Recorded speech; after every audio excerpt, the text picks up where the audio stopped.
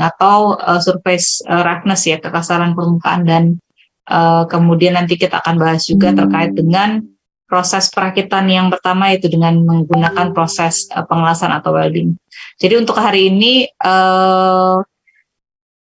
kelas A dan kelas yang IUP ini digabung menjadi satu begitu ya, karena kebetulan hari Senin kemarin ada Hari Raya Waisak. Jadi harapannya untuk pemberian materinya nanti akan ada mix ya. Jadi materi seperti yang terlihat di layar memang dituliskan dalam bahasa Inggris, tapi tentunya nanti penjelasannya tetap dalam bahasa Indonesia. Sedangkan nanti ada beberapa video yang kita akan lihat bersama-sama ya, untuk memberikan pemahaman yang lebih mendalam terkait dengan materi itu. Ada yang berbahasa Inggris, ada yang berbahasa Indonesia ya. Jadi kita combine untuk hari ini. Oke, sebelum kita membahas mengenai hal-hal yang bersifat teknis ya, sama dengan toleransi, kita juga akan membahas kenapa sih kita perlu menampilkan gitu ya kekasaran permukaan pada benda kerja ya. Nah, jadi sebelum kita masuk ke sana, kita bahas lebih dahulu kenapa kemudian permukaan dari sebuah benda kerja itu kita harus perhatikan ya. Kita harus tentukan, atau seorang desainer harus bisa menentukan kekasaran permukaan seperti apa yang diharapkan dari produk yang nanti akan dihasilkan ya. Jadi kalau teman-teman lihat di layar, yang pertama adalah alasan estetika ya, estetika. Jadi kalau kita bicara mengenai produk-produk terutama yang akan langsung dipergunakan oleh kita sehari-hari ya, maka secara estetika itu bukan saja terkait dengan ini ya, keindahan bentuknya, kemudian keselarasan warnanya, tapi juga permukaannya. Ya, jadi kalau kita bicara mengenai produk yang kita pakai sehari-hari, berarti harusnya produk tersebut itu aman ya. Jadi kita bicara berkaitan dengan keamanan. Ya, jadi kalau dipergunakan oleh kita dalam konteks kehidupan sehari-hari, maka permukaannya harus aman dipergunakan oleh manusia. Dan juga kalau kita bicara mengenai manusia kan ada yang balita, ada yang remaja dan seterusnya begitu ya. Jadi estetika di sini terkait dengan fungsi penggunaan daripada sebuah alat atau barang oleh manusia ya. Nah, tapi kalau kita bicara mengenai safety ya, ada juga memang permukaan objek begitu ya. Jadi kalau kita bicara secara umum, kalau permukaan objek harusnya ini ya, kalau kita bicara yang paling gampang deh, kursi yang kita duduki, meja yang kita pergunakan itu pasti permukaannya relatif halus begitu ya. Sama juga dengan misalnya kalau menggunakan laptop, kalau menggunakan handphone, menggunakan ballpoint dan lain sebagainya ya. Itu safety karena kita memang pergunakannya seperti itu. Tapi ada hal-hal yang lain ya, misalnya kalau kita bicara mengenai jalan raya misalnya ya, jalan raya itu memang sengaja dibuat tidak licin gitu ya, karena tujuannya adalah atau saya tidak bilang tidak licin ya, dibuat dengan kekasaran tertentu ya, dengan tujuan pada saat nanti diperlukan ya, mobil atau kendaraan motor, mobil dan lain sebagainya itu mengerem, maka kemudian motor dan mobil tersebut bisa mengerem dengan baik ya. Jadi kalau kebayang ya, kalau permukaan jalan raya itu seperti permukaan kaca ya, kan sangat licin ya. Kalau kita berkendara dan tiba-tiba harus mengerem, pasti akan sulit sekali untuk melakukan pengereman ya. Nah, jadi itu artinya surface dalam kaitannya dengan safety. Jadi di sini safety tidak harus permukaannya harus halus ya, tapi juga artinya bisa juga permukaannya kasar, tergantung dari fungsi penggunaan alat ataupun produk yang kita bicarakan ya. Nah, dari dua hal tersebut ya, kita bisa lihat bahwa karakteristik daripada permukaan ya, itu akan berdampak pada gesekan ya, friction, dan juga nanti keausan daripada produk yang kita pergunakan ya. Jadi kembali lagi, kalau kita bicara mengenai karakteristik daripada permukaan ya, itu akan terkait dengan friction dan wear. Jadi memang sengaja seperti yang saya sampaikan, kalau di permukaan jalan raya, ataupun mungkin kalau kita bicara mengenai kalau di rumah ya, lantai di rumah dengan lantai kamar mandi ya pasti kan beda ya. Apalagi juga kita kalau bicara garasi gitu ya, ataupun tempat-tempat yang mungkin akan berpeluang basah lebih banyak ya. Jadi sehingga itu yang mengakibatkan kenapa lantai rumah ya, di dalam rumah maksud saya, itu akan lebih halus dibanding misalnya lantai di kamar mandi yang memang sengaja dibuat lebih kasar karena menghindari terjadinya slip ataupun karena friksinya itu relatif rendah ya. Hal yang lain juga terkait dengan surface atau permukaan adalah dia berdampak pada properti dari secara mekanis maupun secara fisik. Ya, jadi kembali lagi karena kita bicara mengenai penggunaan daripada alat atau barang, juga berkaitan dengan pada saat alat atau barang tersebut mungkin dirakit, begitu ya.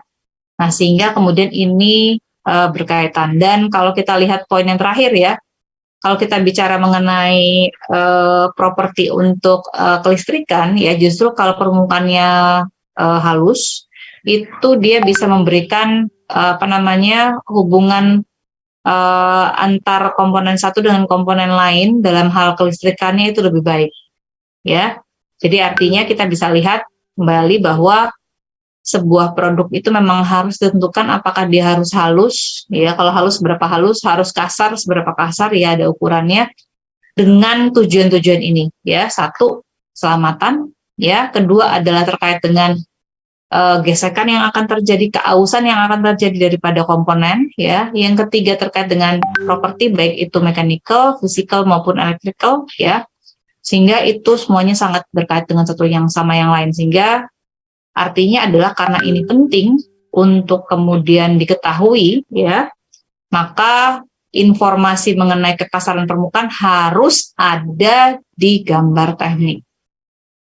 Ya, harus ada di gambar teknik, ya. Jadi jangan sampai gambar tekniknya lengkap tapi tanpa kekasaran permukaan, nanti salah ya. Kita buat permukaannya yang harusnya kasar jadi halus dan kebalikannya, ya. Jadi sangat penting untuk diinformasikan seberapa besar kekasarannya, seberapa besar juga kehalusan permukaannya, ya. Nah, kalau kita bicara mengenai surface roughness atau kekasaran permukaan gitu ya, ada dua hal yang kita bisa lihat. Jadi yang pertama adalah nominal surface. Jadi artinya ini adalah nilai yang diberikan oleh desainer, ya. Jadi desainer tuh inginnya, ya, maunya produknya itu seperti apa. Ya, ini juga sebenarnya sama ya, seperti kalau kita bicara mengenai toleransi ya. Toleransi misalnya kan desainer yang menentukan ya, apakah garisnya memang harus lurus, apakah antara satu komponen dengan komponen lain misalnya harus paralel ya, harus tegak lurus ya, apakah kalau misalnya kita bicara untuk produk yang berpenampang lingkaran, apakah lingkarannya benar-benar harus benar-benar bulat dan sebagainya, ya. Itu sangat penting, ya. Jadi kalau kita bicara mengenai nominal surface, itu terkait dengan apa yang diinginkan oleh desainer, ya. Dan kemudian itu akan terlihat dari bagaimana desainer tersebut menginformasikan hal tersebut di gambar tekniknya, ya. Nah, kembali lagi karena yang membuat produk itu bukanlah desainer, tapi adalah, ya, kita bisa bilang ini ya, orang produksi, begitu ya. Nah, penentuan sebuah produk tersebut memiliki kekasaran permukaan tertentu, yang akhirnya menentukan adalah orang produksi, dan itu terkait dengan jenis proses produksi yang dipergunakan atau terkait dengan jenis proses manufaktur yang dipergunakan, ya. Jadi ya setelah ini kita akan bahas ya, walaupun nanti secara detail teman-teman akan belajar di mata kuliah proses manufaktur semester depan, kita bisa lihat bahwa nanti teman-teman akan belajar banyak sekali proses manufaktur, dan masing-masing proses manufaktur punya hasil permukaan benda kerja yang berbeda-beda. Ya, jadi saya ulangi, beda proses manufaktur itu akan menghasilkan permukaan benda kerja yang berbeda.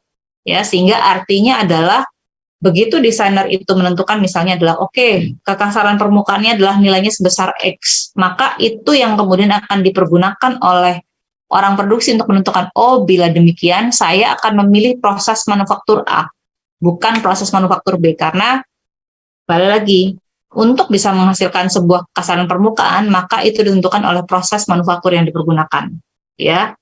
Nah, ini menjadi menarik ya. apa sih atau kenapa sih proses manufaktur itu bisa berdampak pada ini ya, perbedaan kekasaran permukaan ya. Nah, kita akan lihat di slide berikutnya ya. Nah, ini kita skip dulu. Nah, jadi saya akan masuk ke sini saja ya. Oke, ya. Jadi untuk proses manufaktur yang nanti pertama-tama teman-teman akan pelajari di mata kuliah Prosman, yang pertama adalah proses permesinan, ya.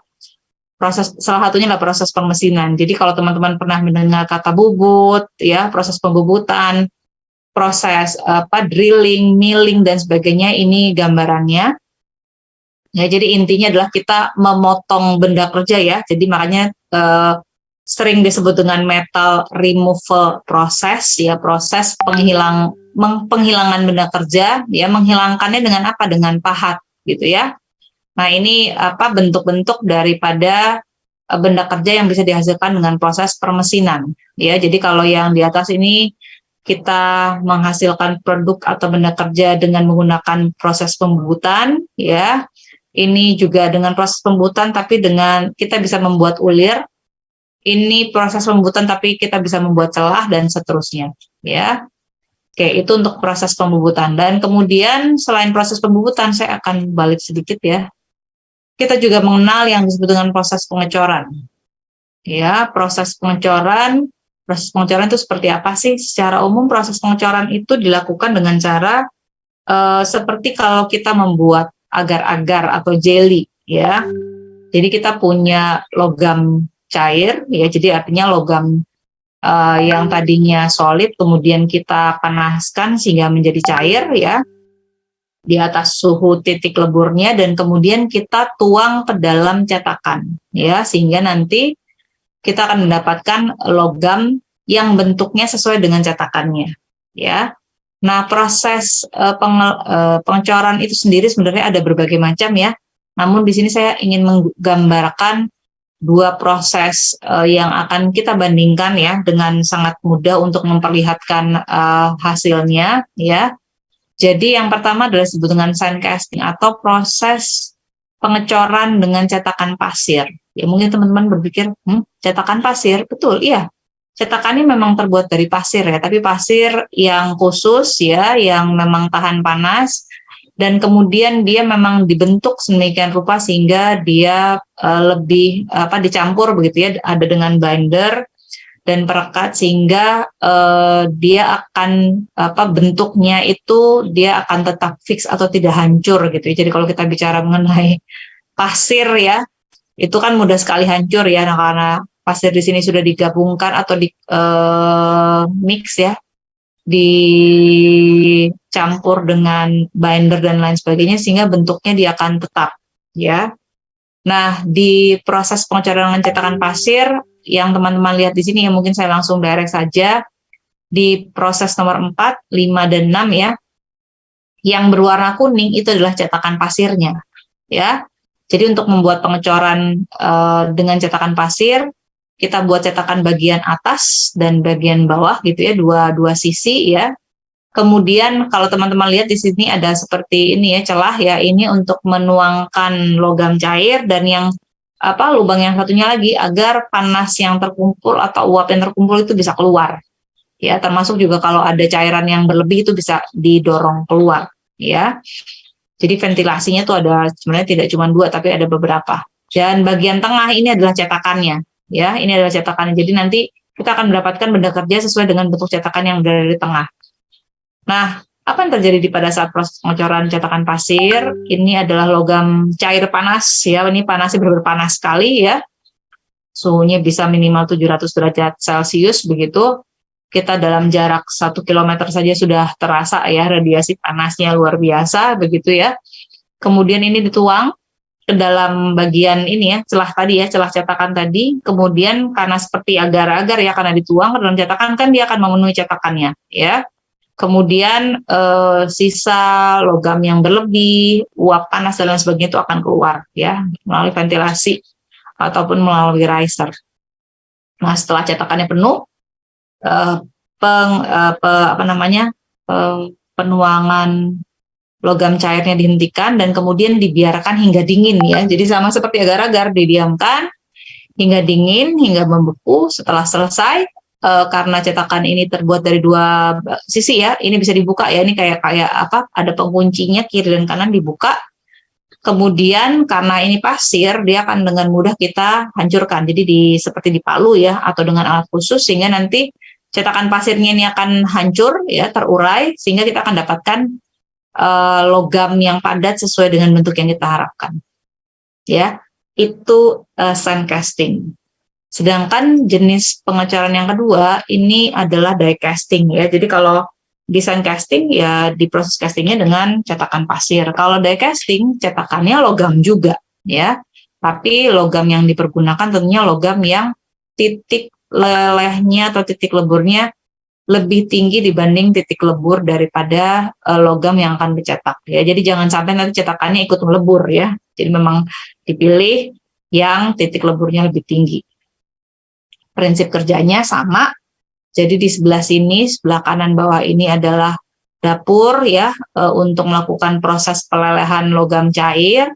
Kemudian logam cairnya nanti itu akan dialirkan ya. Jadi kalau teman-teman lihat ya, dialirkan melalui sebuah celah begitu ya, dialirkan melalui sebuah celah, kemudian celah ini ya akan mengalir ke sini ya, kemudian dia akan mengisi cetakannya ini. Jadi ini berongga ya, yang berwarna putih yang tanpa ada arsir itu adalah rongganya. Jadi ini gambar, nanti kita bahas kan ya mengenai gambar irisan ya. Nah ini oke. Setelah semuanya terisi ya, setelah celahnya atau rongga cetakannya terisi, kemudian sama seperti cetakan pasir, didiamkan hingga membeku dan kemudian di sini ada mekanisme untuk membuka ya. Jadi itu seperti dua sisi ya, nanti kemudian dibuka, nanti kita bisa dapatkan hasil daripada atau objek benda kerjanya yang ini ya, yang tengah ini itu akan dijatuh ke bawah ya, dan kemudian kita dapatkan produk jadinya. Oke, jadi itu dua contoh proses pengecoran ya. Yang satu di sini bukan die casting, cetakan die casting yang sebelumnya disebut dengan sand casting. Nah, kenapa saya ingin menunjukkan dua proses casting dan juga ada proses yang lainnya tadi ya. Nah, jadi saya ingin tunjukkan ke teman-teman. Oh, salah kayaknya, maaf.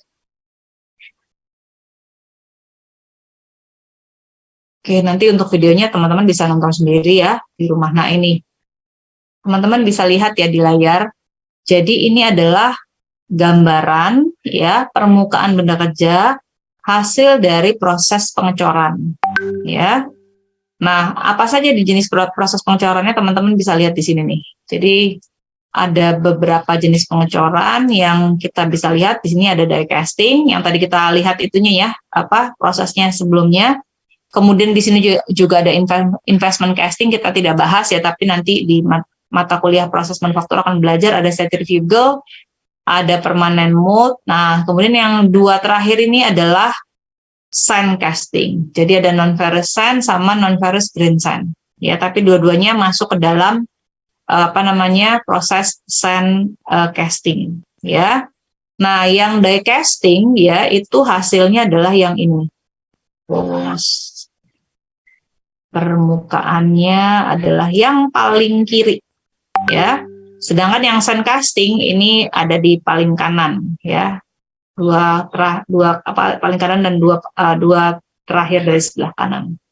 Nah, kalau secara kasat mata ya teman-teman bisa lihat ya, apa beda permukaan yang die casting yang sebelah kiri dengan yang sand casting sebelah kanan. Kalau dilihat seperti apa permukaannya?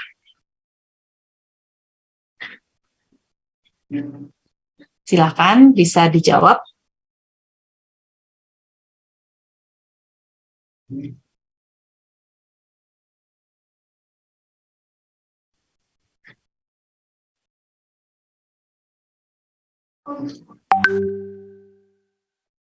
Ya, silakan Yasmin.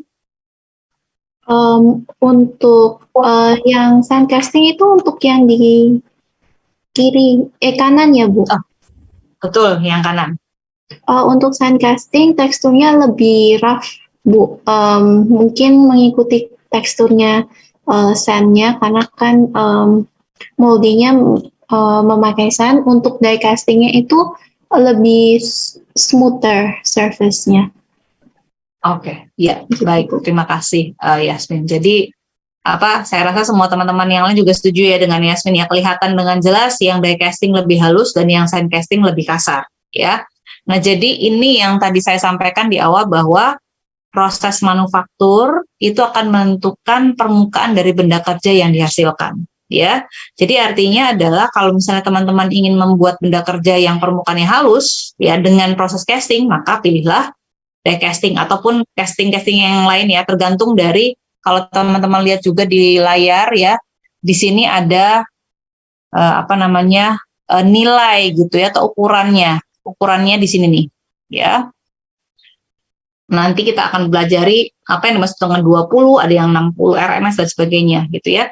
Tapi ini adalah ukurannya. Jadi desainer ya sebuah produk itu akan menentukan dia ingin produk yang permukaannya kekasarannya seperti apa berdasarkan angka-angka ini begitu ya. Dan itu yang akan dipergunakan sebagai acuan oleh orang produksi. Oh, dia ingin permukaan halus misalnya 20 gitu ya. Oh, berarti kita pakai die casting. Kalau misalnya dia permukaannya nggak masalah, kasar gitu ya, oh berarti kita pakai sand casting. Ya.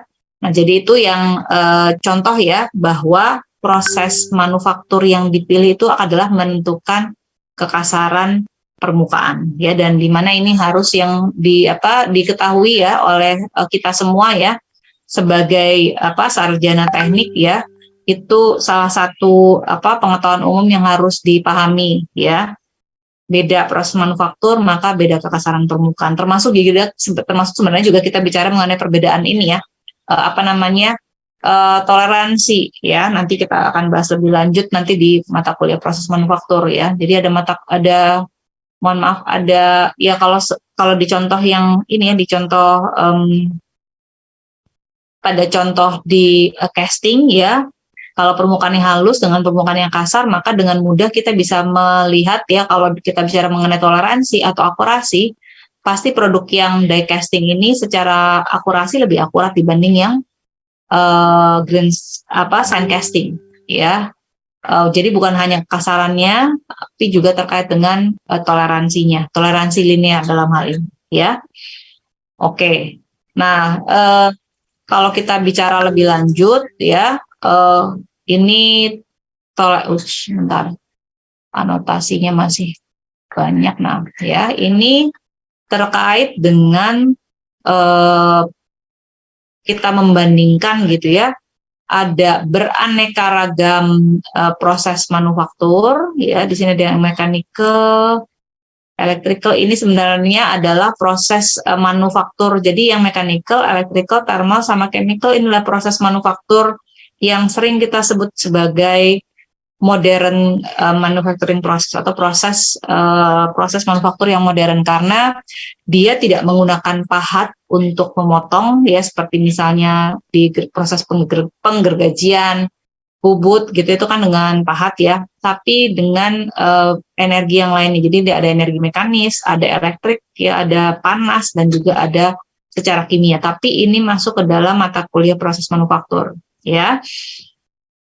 Dan termasuk juga di paling bawah ini adalah konvensional. Jadi yang disebut dengan konvensional adalah yang tadi ya, bubut ya. Di sini termasuk ada dua yang diberikan contoh, yaitu bubut dan juga gerinda ya.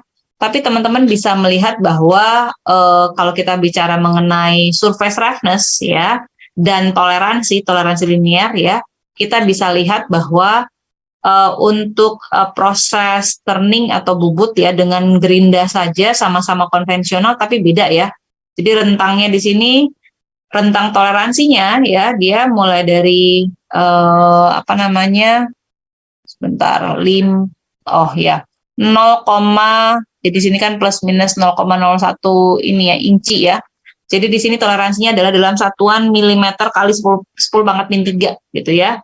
Jadi dia mulai dari 125 hingga ini kurang lebih misalnya anggaplah 10 gitu ya. Nah, kalau gerinda dia dari 50 hingga menjadi 1,25 ya.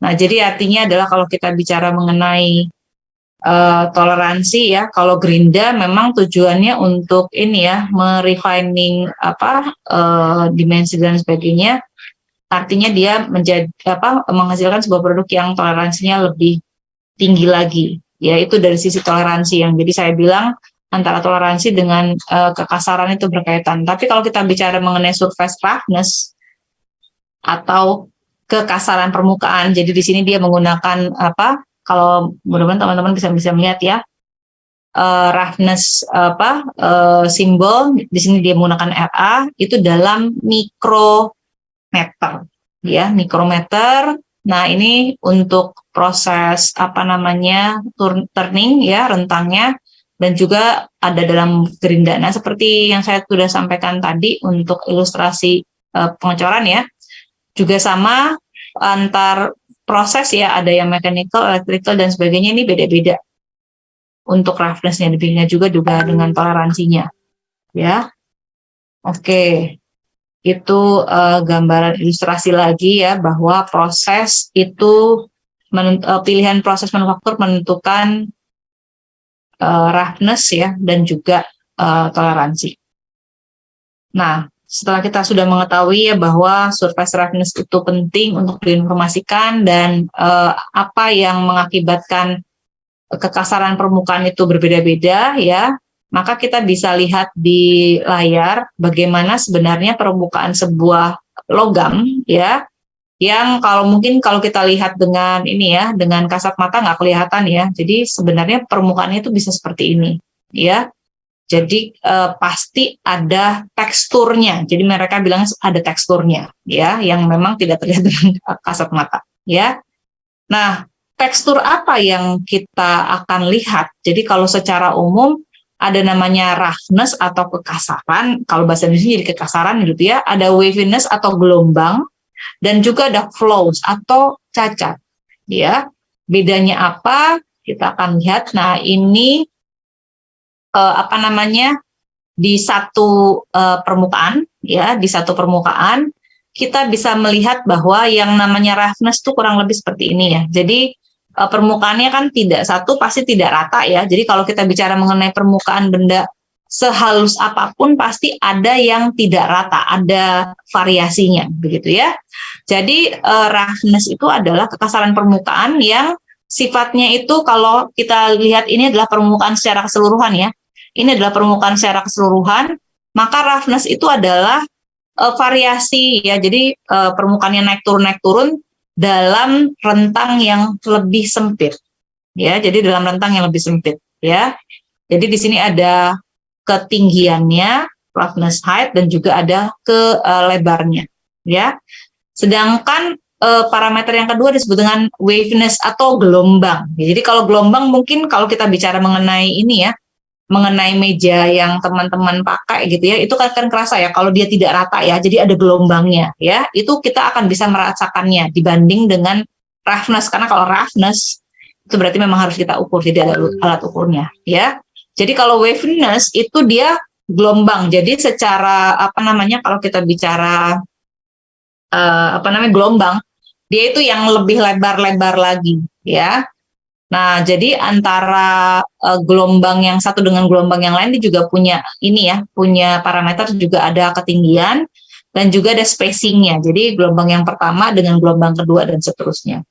Yang terakhir adalah yang disebut dengan flow atau kecacatan. Jadi kadang-kadang di permukaan benda kerja ya, kalau misalnya teman-teman menggunakan meja yang terbuat dari kayu ya, coba dicek ada nggak yang permukaannya ada crack-nya atau patahnya gitu ya, mungkin ada lubangnya, crater ya. Nah, kalau di kayu juga kita bisa melihat ada lay direction, atau mungkin serat-serat kayu itu ya, serat-serat kayu itu kan ada yang lurus-lurus gitu ya, dan pasti akan berbeda misalnya kalau teman-teman menggunakan material bukan dari kayu ya. Nah, kalau dari kayu itu biasanya ada serat-serat kayunya ya, itu yang disebut dengan lay direction ya. Nah, itu adalah gambaran dari deviasi ya, baik itu yang bersifat random maupun repetitif dari permukaan dari benda kerja terbuat dari apapun, mau dari logam, mau dari kayu, mau dari plastik dan sebagainya, ya.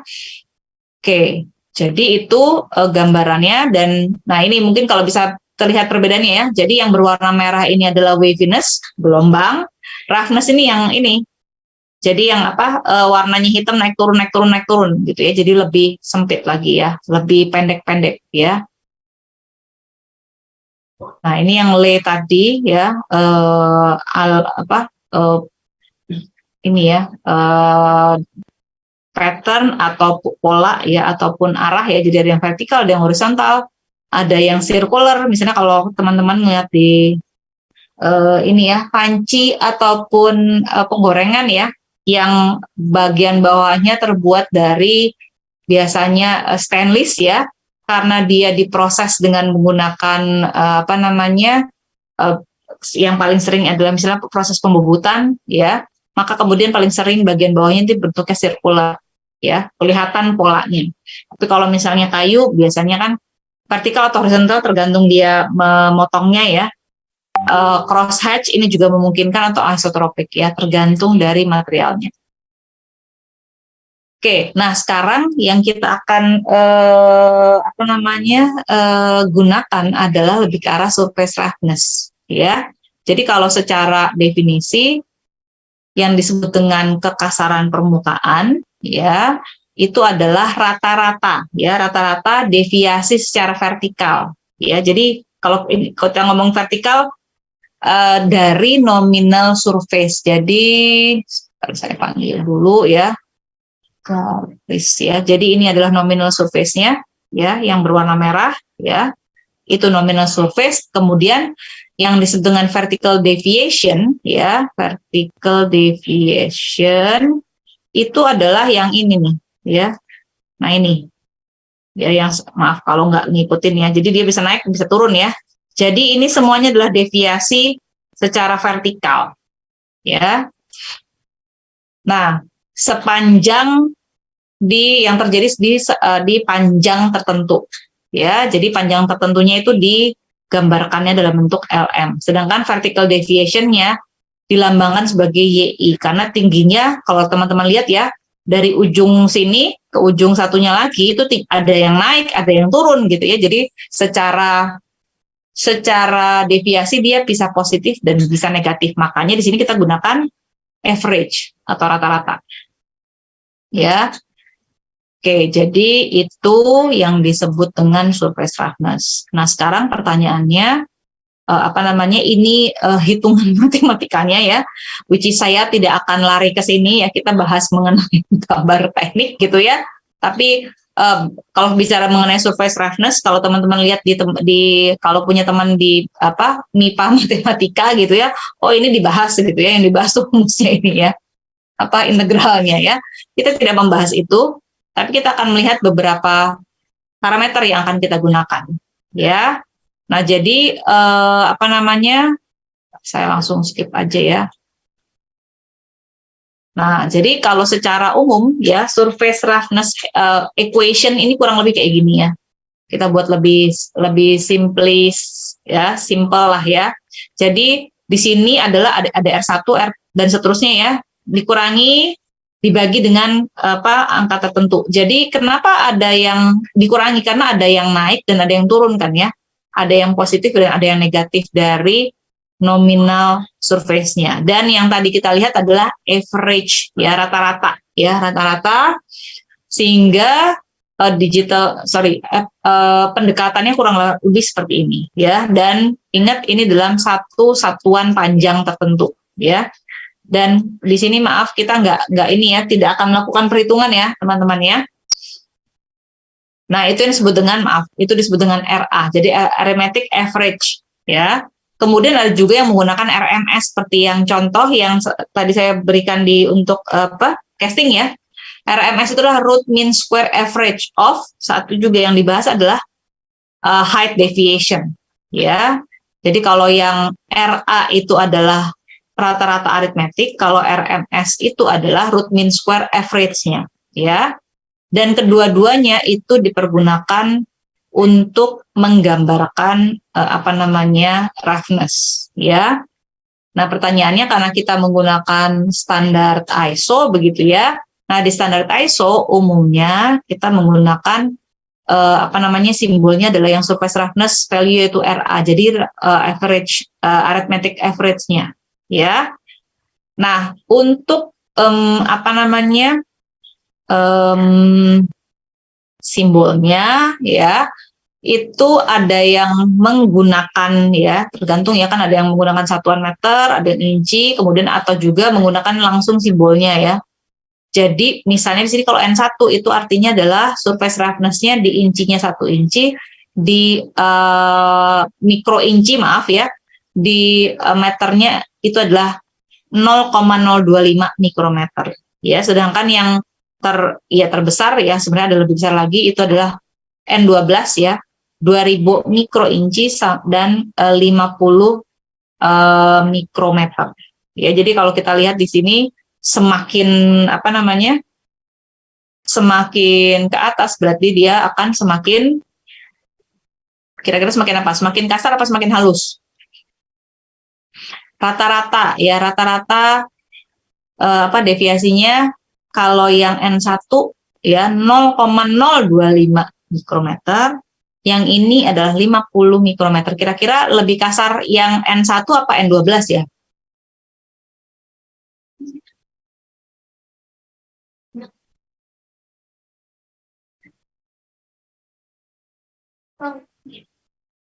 Kira-kira ada yang bisa jawab nggak? Kalau teman-teman menulis N1 sama N12, kemudian ditanya sama orang, ini yang lebih kasar yang mana ya?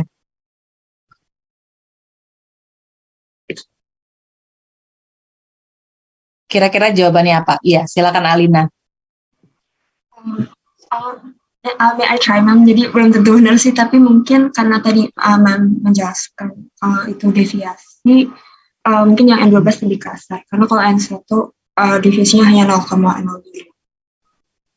Iya, betul sekali. Karena kita bicara mengenai rata-rata deviasi ya. Rata-rata deviasi berarti semakin besar nilai ini ya, angkanya ya, N1 ke N12 berarti dia akan semakin kasar ya. Oke, terima kasih Alina. Nah, berikutnya masih karena kita sudah bicara mengenai simbol ya, kita akan lihat lebih ini lagi ya.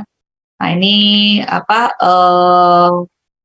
kalau teman-teman misalnya ingin menggunakan, misalnya saya nggak mau pakai RA gitu ya, saya bikin pakai RMS, maka konversinya bagaimana? Nah ini ya, ada juga yang pakai CLA, ada yang menggunakan juga pakai RT roughness in microns ya. Jadi kalau teman-teman lihat di orang menggambar ya, itunya standar yang mereka gunakan berbeda-beda, tapi selama kita menggunakan standar ISO, ini yang biasa kita pergunakan ya, either simbol N dengan angka atau langsung pada nilainya ya, entah itu di micrometers atau micro inch, sama saja ya.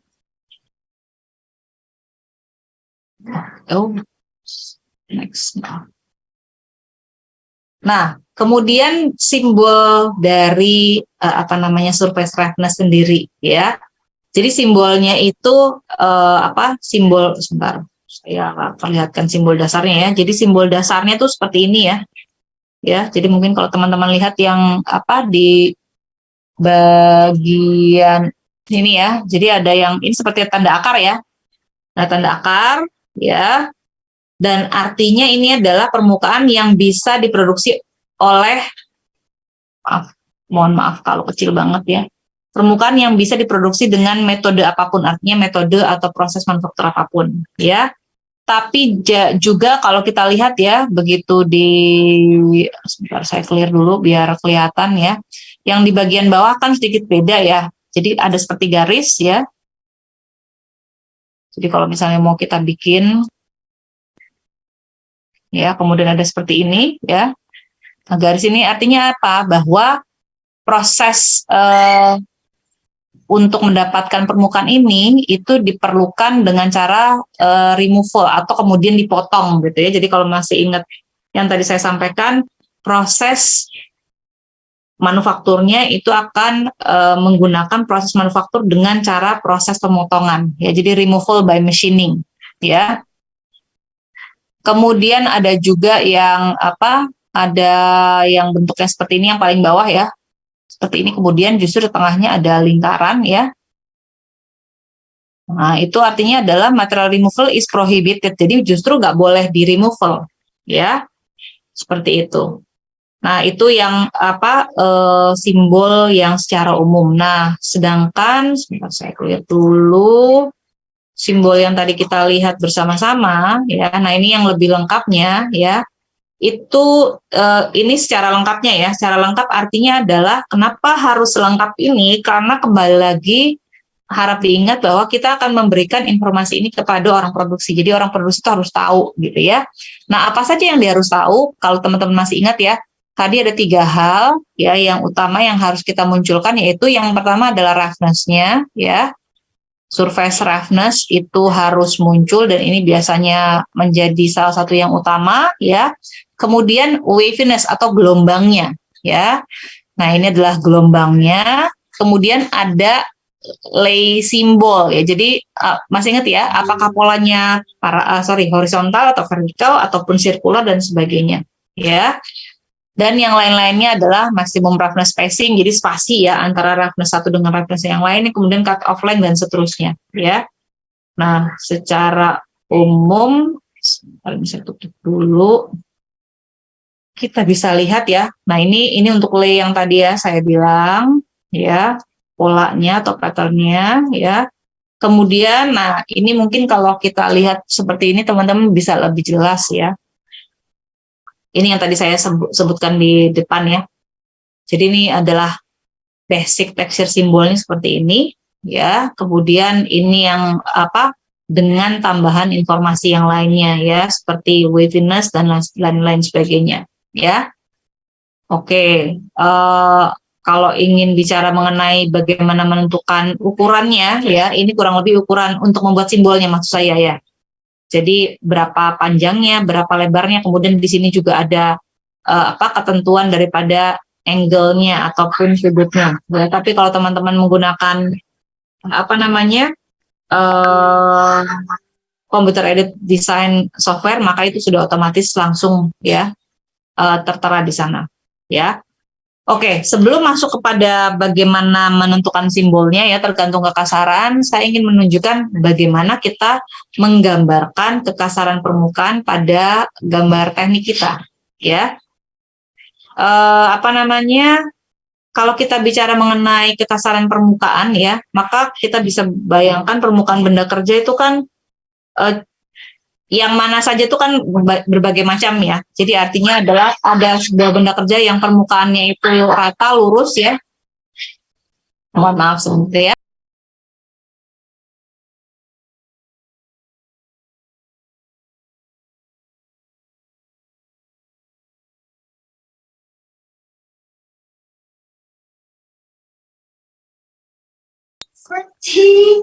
or 54.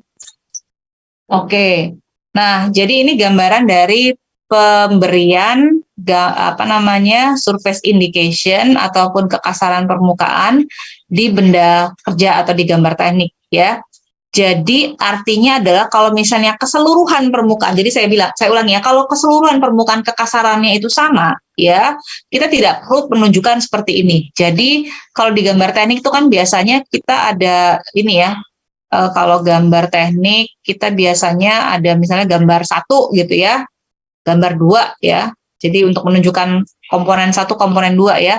Kalau di komponen 1 ya di seluruh permukaannya, jadi kalau kita anggap dia punya kekasaran permukaan yang sama, maka kekasaran permukaannya cukup ditunjukkan di sebelah nomor daripada komponen. Jadi misalnya seperti ini ya.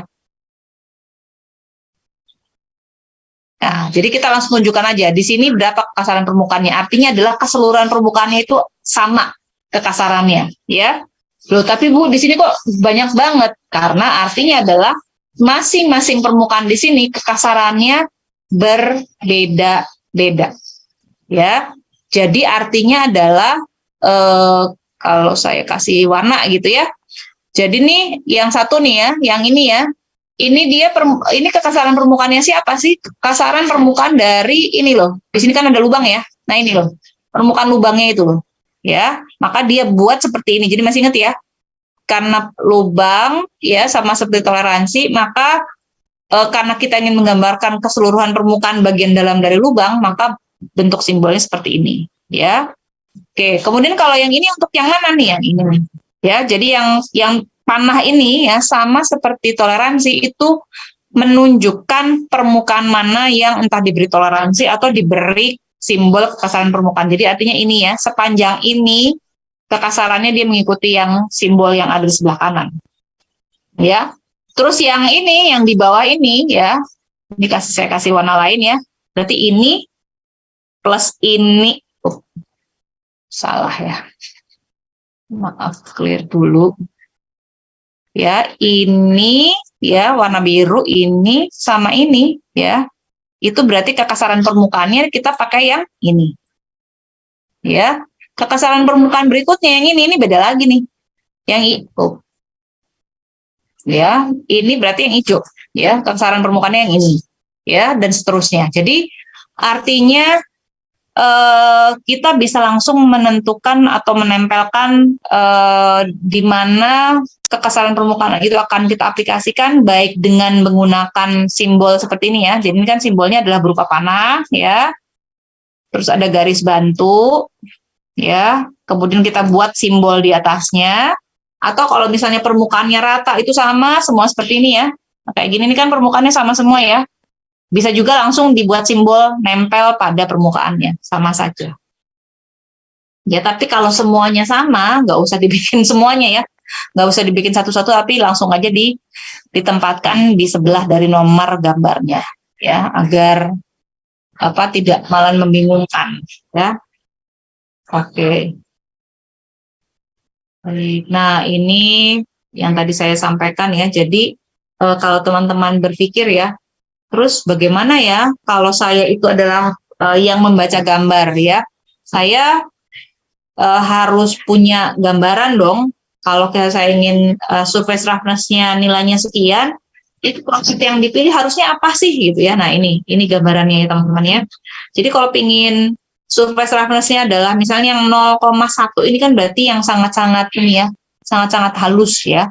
Nah prosesnya adalah super finishing, polishing, lapping. Jadi polishing itu seperti mungkin kalau kita bicara mengenai ini ya, polishing pada permukaan kendaraan ya, itu kan agar permukaannya atau licin gitu ya. Nah itu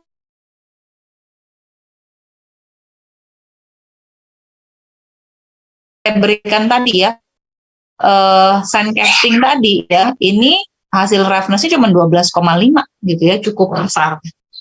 Ya dibandingkan dengan sebentar. Nah, ini kita punya casting juga nih, tapi yang investment yang kurang lebih sama ya. Investment ini sama-sama casting, tapi dia menghasilkan permukaan yang lebih halus, ya. Jadi ini bisa dipergunakan sebagai acuan mana proses yang harus dipilih untuk menghasilkan roughness tertentu, ya. Nah, kalau teman-teman ingin belajar lebih detail lagi, ya ini dicontoh kalau teman-teman punya bukunya Takeshi Sato ataupun buku gambar teknik apapun ya, itu nanti teman-teman bisa melihat contoh ya. Jadi untuk pemberian simbol ya,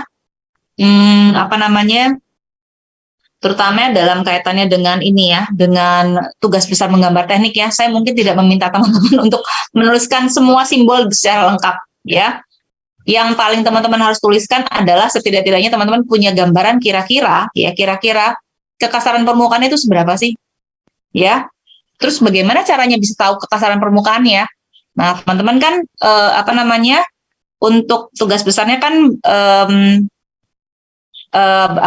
berdiskusi dengan kakak-kakak kelas yang mengambil kelas OT ya, atau otomasi industri. Nah, teman-teman kakak-kakak kelas yang di kelas OT itu sudah pasti punya bayangan ya. Misalnya menghasilkan sebuah permukaan yang di komponen otomasi tersebut ya, misalnya permukaannya misalnya terbuat dari logam berbentuk silinder. Kakak-kakak kelas itu pasti sudah punya gambaran bagaimana cara proses manufakturnya. Mereka bisa mengestimasi, sehingga kemudian teman-teman bisa lihat nih di tabel yang sebelumnya ya, previous. Nah, misalnya tanya, Kak, ini atau Mas, Mbak, kira-kira ini komponen ini diproses dengan proses apa gitu ya? Oh, misalnya dengan menggunakan misalnya machining ya. Machining itu berarti permesinan. mau bubut, mau miling, dan lain sebagainya. Oh, kalau itu berarti kurang lebih roughness-nya adalah 1,6 mikrometer. Jadi itu yang teman-teman tuliskan di gambar tekniknya. Untuk komponen tersebut, ini adalah kekasaran permukaannya. Ya, seperti itu. Jadi tidak perlu, kalau misalnya bisa maksimum minimum akan lebih baik. Tapi saya rasa cukup teman-teman tahu saja bagaimana mengaplikasikan simbol. Jadi cukup menggambarnya seperti ini. Ya, untuk yang waviness, ya, kemudian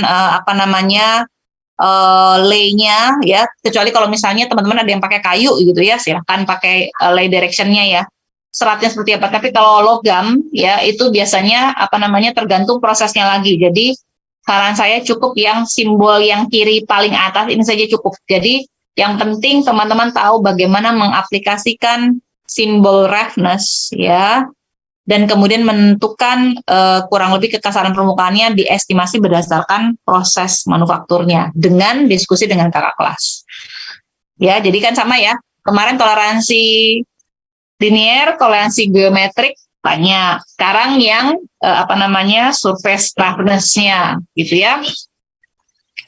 Oke, jadi itu terkait dengan surface roughness. Jadi teman-teman 5 menit ke depan monggo ini silahkan dibaca ya simbol ini dan artinya ya. Nanti setelah ini kita akan diskusikan ya. Oke, saya persilahkan bisa dibaca dulu ya, dan kemudian nanti kita diskusikan sama-sama.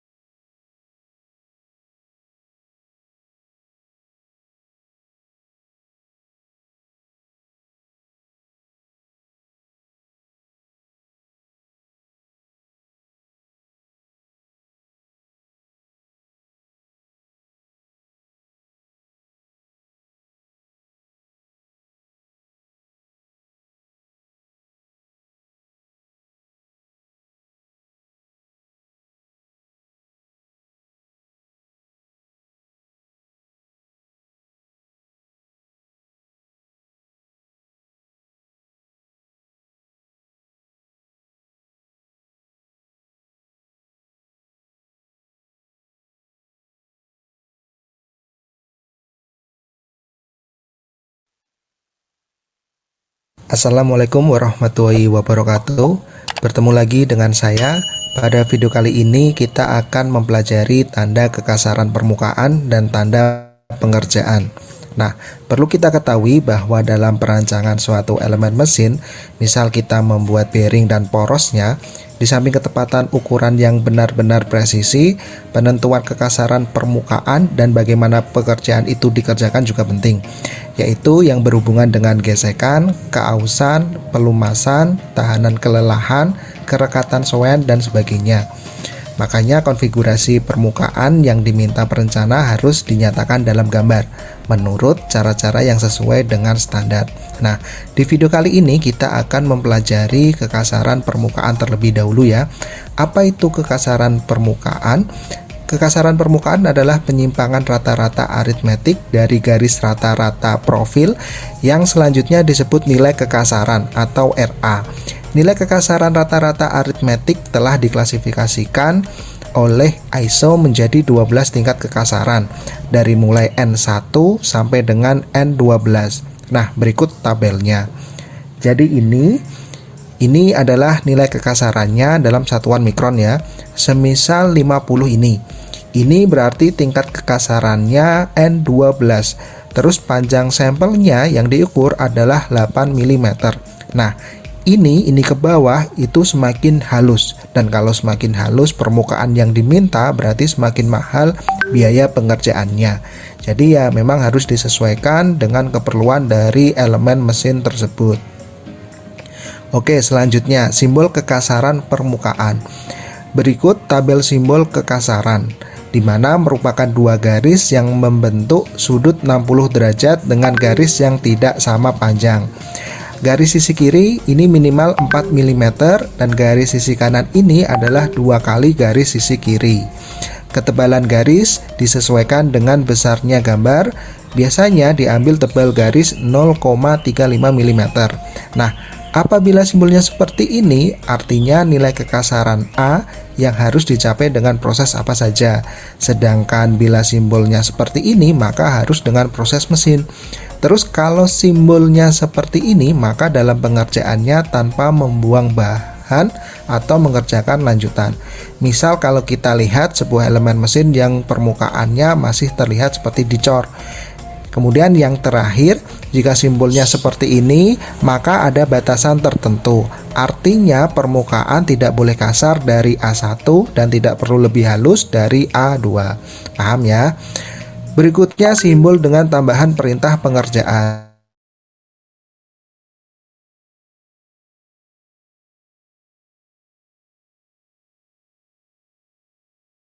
Arti kerja. Kemudian simbol ini tertulis di samping kiri harus diberikan sebesar 0. Ada gambar tegak lurus, artinya arah bekas pengerjaannya harus tegak lurus proyeksinya. Nah, untuk simbol arah pengerjaannya nanti akan kita bahas di tersendiri. Oke, yang terakhir simbol seperti ini 2,5 mm, artinya panjang yang dianjurkan adalah 2,5 mm. Paham ya? Next, simbol arah atau tanda pengerjaan. Maksud dari penunjukan arah bekas pengerjaan ini adalah untuk memastikan segi fungsional permukaan yang bersangkutan. Misal, mengurangi gesekan, wujud tekstur yang menarik, dan sebagainya. Berikut tabel penjelasannya. Bila simbolnya seperti ini, seperti sama dengan, artinya pengerjaannya harus sejajar terhadap bidang proyeksi. Bila simbol tegak lurus, artinya pengerjaannya harus tegak lurus terhadap bidang proyeksinya. Kemudian untuk simbol seperti huruf X, artinya pengerjaannya menyilang. Kemudian simbol seperti huruf M, artinya ke segala arah. Simbol seperti huruf C, artinya mengerjakannya melingkar terhadap titik pusat permukaan. Dan simbol seperti huruf R, artinya pengerjaannya radial terhadap titik pusat permukaan. Paham ya? Dan baik simbol kekasaran atau tanda pengerjaan bisa disajikan dalam satu simbol seperti pada simbol berikut. Nah, ini adalah simbolnya. Dan bagaimana kita meletakkan simbol-simbol tersebut? A ini adalah nilai kekasaran atau tingkat kekasaran. Jadi nanti bila disajikan dalam bentuk angka seperti pada tabel nilai kekasaran atau tingkatnya saja, yaitu N1 sampai N12. Kemudian B ini adalah cara mengerjakan, misal di freeze, dibubut, dan lain sebagainya. Lalu C ini adalah panjang sampel atau contoh. D adalah arah bekas pengerjaan, sejajar, tegak lurus, atau menyilang yang nantinya disajikan dalam bentuk simbol. Kemudian E adalah kelebihan ukuran yang dikehendaki. Terakhir F adalah nilai kekasaran lainnya. Ini jika diperlukan. Nah, contoh penyajiannya bisa dilihat pada gambar teknik berikut. Ini simbol kekasaran dan pengerjaan. Kalau kita perhatikan di sini tingkat kekasarannya N6 dengan cara dibubut. Nah, bila simbolnya di sini artinya ini berlaku untuk semua bidang kecuali yang ditunjuk. Misal ini tertulis di kartel. Nah, ditunjuk di bidang ini. Jadi hanya bidang ini yang di kartel, lainnya dibubut. Paham ya? Kemudian saya beri contoh lagi, gambar teknik satu lagi ya.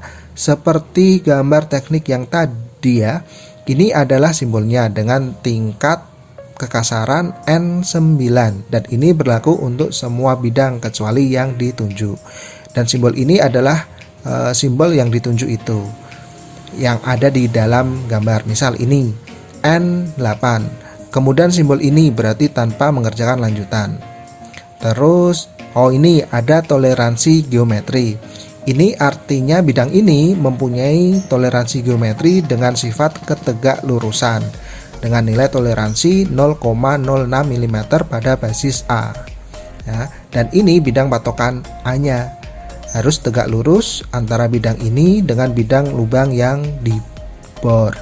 Dan ini secara detail sudah saya jelaskan di video toleransi geometri.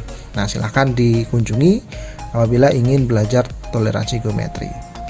Baik, itu ya yang saya perlu sampaikan. Semoga bermanfaat. Saya akhiri. Wassalamualaikum warahmatullahi wabarakatuh.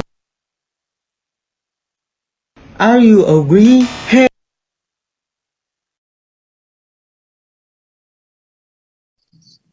Oke, baik. Jadi itu penjelasan ya terkait dengan jenis simbol-simbol. Nah, mungkin saya ingin kembali lagi share screen untuk video yang tadi ya.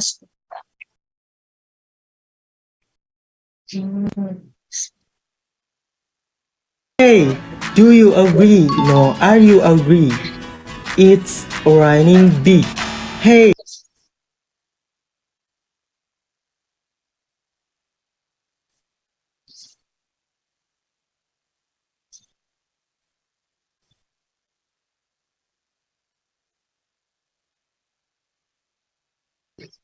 Oke, jadi terkait dengan gambaran ini ya. Jadi ini kan kurang lebih merepresentasikan nanti kurang lebih tugas besar gambar dari teman-teman kurang lebih seperti ini ya. Jadi dalam satu atau beberapa komponen yang dibuat ya, berarti artinya selain ada informasi mengenai dimensi begitu ya. Nah, dimensi kemudian juga ada terkait dengan toleransi, baik itu toleransi, kalau di sini terlihat ya ada toleransi linear, kemudian juga ada toleransi geometrisnya ya, dan juga ada kekasaran permukaan ya. Nah, juga nanti akan saya sampaikan ya terkait dengan keperluan untuk merepresentasikan produk dalam bentuk irisan atau sectioning ya. Jadi kalau teman-teman lihat di sini kan dia membuat sebuah sectioning ya. Jadi gambar daripada produk di mana di sini walaupun kita menunjukkan salah satu tampak ya. Jadi ini kan gambar dua dimensi, salah satu tampak daripada benda kerja entah itu tampak depan, tampak atas maupun tampak samping.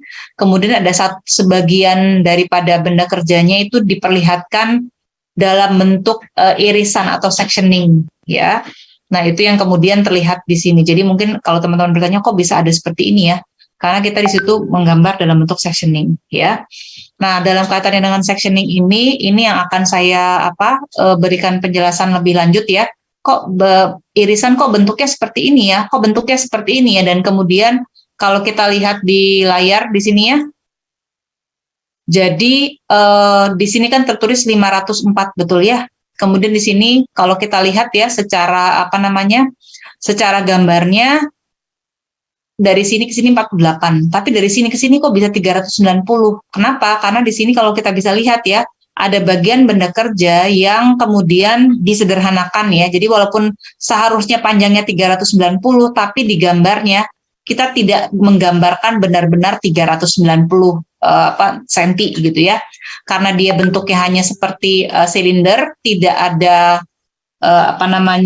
profil tertentu, maka kemudian panjang daripada silinder tersebut atau panjang dari benda tersebut kita gambarkannya dalam bentuk terpotong seperti ini ya. Nah, itu kita akan bahas sebagai penggambaran secara khusus ya. Nah, jadi dalam kaitannya dengan irisan dan penggambaran secara khusus, saya akan ajak teman-teman terkait dengan proses gambar potongan atau sectioning dan juga gambar khusus ya. Jadi ini saya akan tutup dulu sebentar. Sebentar ya, kalau di sini exit screen-nya saya hilang. Bentar. Oh, sebentar saya stop share aja ya. Ditunggu.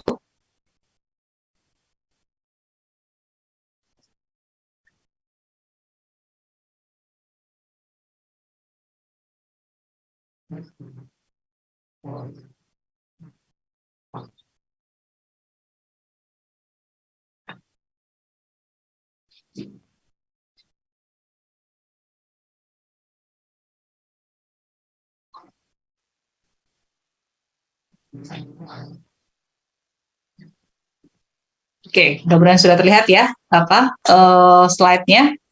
Oke, jadi untuk sectioning atau potongan ya, kembali lagi, dan ini karena kita bicara potongan ya, mungkin tidak semua gambar yang teman-teman buat itu perlu menggambarkan potongan ya. Tapi kalau misalnya kita bicara mengenai penggambaran produk, terutama ada profil atau celah yang berada di internal ya, yang tidak terlihat dari luar ya, maka pembuatan gambar dengan cara potongan itu akan menjadi lebih baik. Kenapa? Karena kita bisa memperlihatkan bagian dalam daripada benda kerja dengan lebih jelas ya. Jadi kalau teman-teman masih ingat ya, kalau kita bicara mengenai multiview ya, gambar dengan tampak yang banyak 2 dimensi, maka kan biasanya kita menghindari untuk membuat gambar benda kerja yang terlalu banyak garis putus-putusnya ya, atau hidden line ya. Ini kalau teman-teman lihat di sebelah sini ya, di sebelah dari 4 gambar ini, gambar yang sebelah kiri bawah ini kan banyak hidden lines-nya. Kenapa? Karena memang profilnya itu berada di bagian dalam ya, sehingga kita tidak bisa memperlihatkannya kepada yang pembaca gambar. Nah, sehingga kalau kita punya benda kerja seperti ini ya, akan lebih baik kalau kita gambarkannya dalam bentuk sectioning ya. Jadi bendanya yang mana sih ya? Bendanya ini ya. Jadi ini benda 3 dimensinya ya. Kita misalnya ingin menampilkan produk tersebut ya dalam dua tampak ya. Jadi yang ini adalah tampak atas, ini adalah tampak dari depan ya. Saya ulang lagi, ini tampak atas, ini tampak depan ya. Nah, karena dari tampak depan ini banyak sekali gambar hidden lines-nya karena memang nggak terlihat begitu ya. Maka kemudian tampak depannya ya, dari tampak depan ya, normal multiview-nya itu saya rubah menjadi section view. Jadi walaupun sama-sama dilihat dari depan, tapi sepertinya saya memotong benda kerjanya ya. Jadi sebagai perbedaannya, kalau yang normal itu ya, yang normal itu saya lihatnya seperti ini, saya lihat dari depan gitu ya. Ini kan saya lihat dari depan ya. Kan jadi makanya penuh dengan hidden lines karena nggak kelihatan ya. Karena kan ketutupan area bidang ini. Sedangkan kalau dengan sectioning ya, saya anggap saya menggambar bendanya dipotong 2 seperti ini ya. Sehingga kalau saya lihat dari depan ya, itu akan terlihat lebih jelas ya bagian dalamnya seperti apa ya. Nah, jadi Itu kenapa gambar potongan itu menjadi penting ya di proses gambar teknik, karena kembali lagi tujuan kita adalah agar gambar kita bisa dipahami oleh orang yang membaca gambar ya. Oke, itu reason kenapa gambar sectioning itu menjadi penting ya. Jadi artinya kalau teman-teman sudah punya ini ya, gambar multi view ya, misalnya dari tampak depan ya, tampak atas ya. Kemudian ini adalah tampak depannya ya. Maka tampak depannya itu yang ini tidak perlu digambar. Jadi langsung tampak depannya ya jadi gambar potongan aja. Ya. Jadi yang ini ya, gambar yang ini nggak perlu digambar. Jadi artinya teman-teman nggak bikin gambar tampak depan 2 kali. Jadi cukup tampak depannya pakai yang gambar sectioning aja. Gitu ya, paham ya? Jadi bukan artinya sudah bikin gambar tampak atas, tampak depan, terus tampak depan sectioning, enggak. Jadi atasnya seperti biasa. Tampak depannya diganti menjadi tampak depan tapi sectioning. Ya, apakah harus dari tampak depan? Enggak. Kalau perlu tampak samping sectioning juga boleh. Ya. Jadi sectioning itu tidak harus tampak depan, boleh tampak atas, boleh tampak samping. Jadi tidak harus tampak depan. Ya. Oke, itu mudah-mudahan dipahami ya oleh semuanya ya terkait dengan sectioning. Kemudian berikutnya adalah ya ini gambar secara keseluruhan ya yang hampir sama seperti yang ada di video tadi ya. Jadi kita bisa lihat bahwa gambar sectioningnya itu yang terlihat di sini ya, yang terlihat di sini ya, kalau kita bicara mengenai sectioning itu pasti kelihatan. Kenapa? Karena ada judulnya itu, teman-teman bisa lihat di bawah ya, section AA. Itu pasti kalau ada lambang itu berarti itu adalah gambar potongan. Jadi kalau teman-teman ingin menggambarkan potongan walaupun dari tampak depan, atas maupun samping, tulislah section, kemudian itu simbolnya, karena kadang-kadang kita bisa melakukan potongan itu lebih dari satu ya. Kalau ini cuma satu jadi section A saja ya. Nah, mungkin teman-teman bertanya, section AA itu terus di mana saya tahu bagian mana yang dipotong ya? Nah, ini teman-teman, ini mohon maaf, mungkin terlihat kecil ya, tapi simbolnya ini kelihatan di sini teman-teman. Jadi ini kan tampak dari ini anggaplah atas ya, ini samping gitu ya, atau tampak depannya itu kelihatan dari, dia dari samping ini, berarti dia kelihatan dari, saya bisa lihat dari ini nih, simbol di sini. Ya, ini sebenarnya garisnya nggak putus-putus ya, tapi karena sulit nih buat menggambarkannya, ini saya buatkan garis garis lurus ya. Kemudian di sini kalau teman-teman bisa lihat di situ ada simbol A, terus di sini juga ada simbol A, ya. Terus juga ada panahnya, mudah-mudahan bisa dibikin. Maaf panahnya ke sana. Ya. Nah, jadi simbolnya itu, jadi kalau misalnya kita buat gambar multi view, ini gambar tampak atasnya misalnya ya, yang saya potong adalah gambar tampak atasnya. Tapi sectioningnya, gambar potongannya itu akan terlihat di gambar tampak misalnya dari tampak samping. Ya. Jadi simbolnya ada jadi simbol itu terletak pada tampak ya, ataupun view daripada objek ya, di mana bisa memperlihatkan kita motongnya di mana. Jadi kita harus bilang kepada pembaca gambar, saya mau bikin gambar potongan. Maka orang yang membaca gambar akan bertanya, motongnya di mana gitu ya. Nah, ini saya motongnya di sini nih ya. Garis yang merah ini ya, atau saya bikin warna lain deh ya. Ini garis yang biru ini tempat saya memotong ya. Ini tempat saya memotong. Ya, kemudian gambar sectioning AA ini artinya adalah saya menggambarkan bagian benda kerja dari tampak samping ya, di mana saya melihatnya dari sini nih, dari samping ya, anggaplah samping kiri gitu ya, seperti itu ya, jadilah section AA.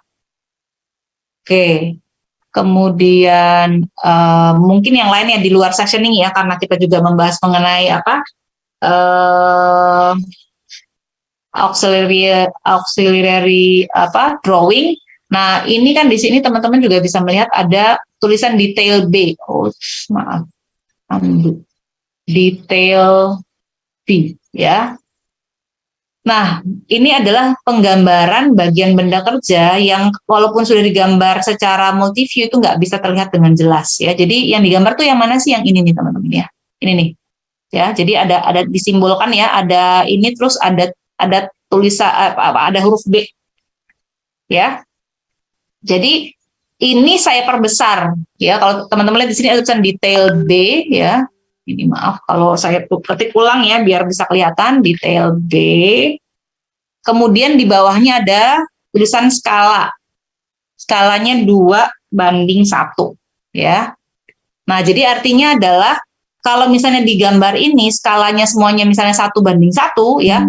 Khusus untuk yang detail B ini yang biru ini itu skalanya 2:1 agar kelihatan lebih jelas ya. Di luar itu juga ada ini nih, detail of spline. Ya, ini detail of spline. Nah, kalau teman-teman bisa lihat nih skalanya bahkan lebih gede lagi, 20:1 ya. Spline-nya itu, nah ini di kacamata saya juga nggak kelihatan itu ya. Nah, ini nih. Yang ini nih daerahnya ya. Jadi dia sebentar. Ya, Pak. Jadi ini digambarkannya dengan skala 20:1 ya.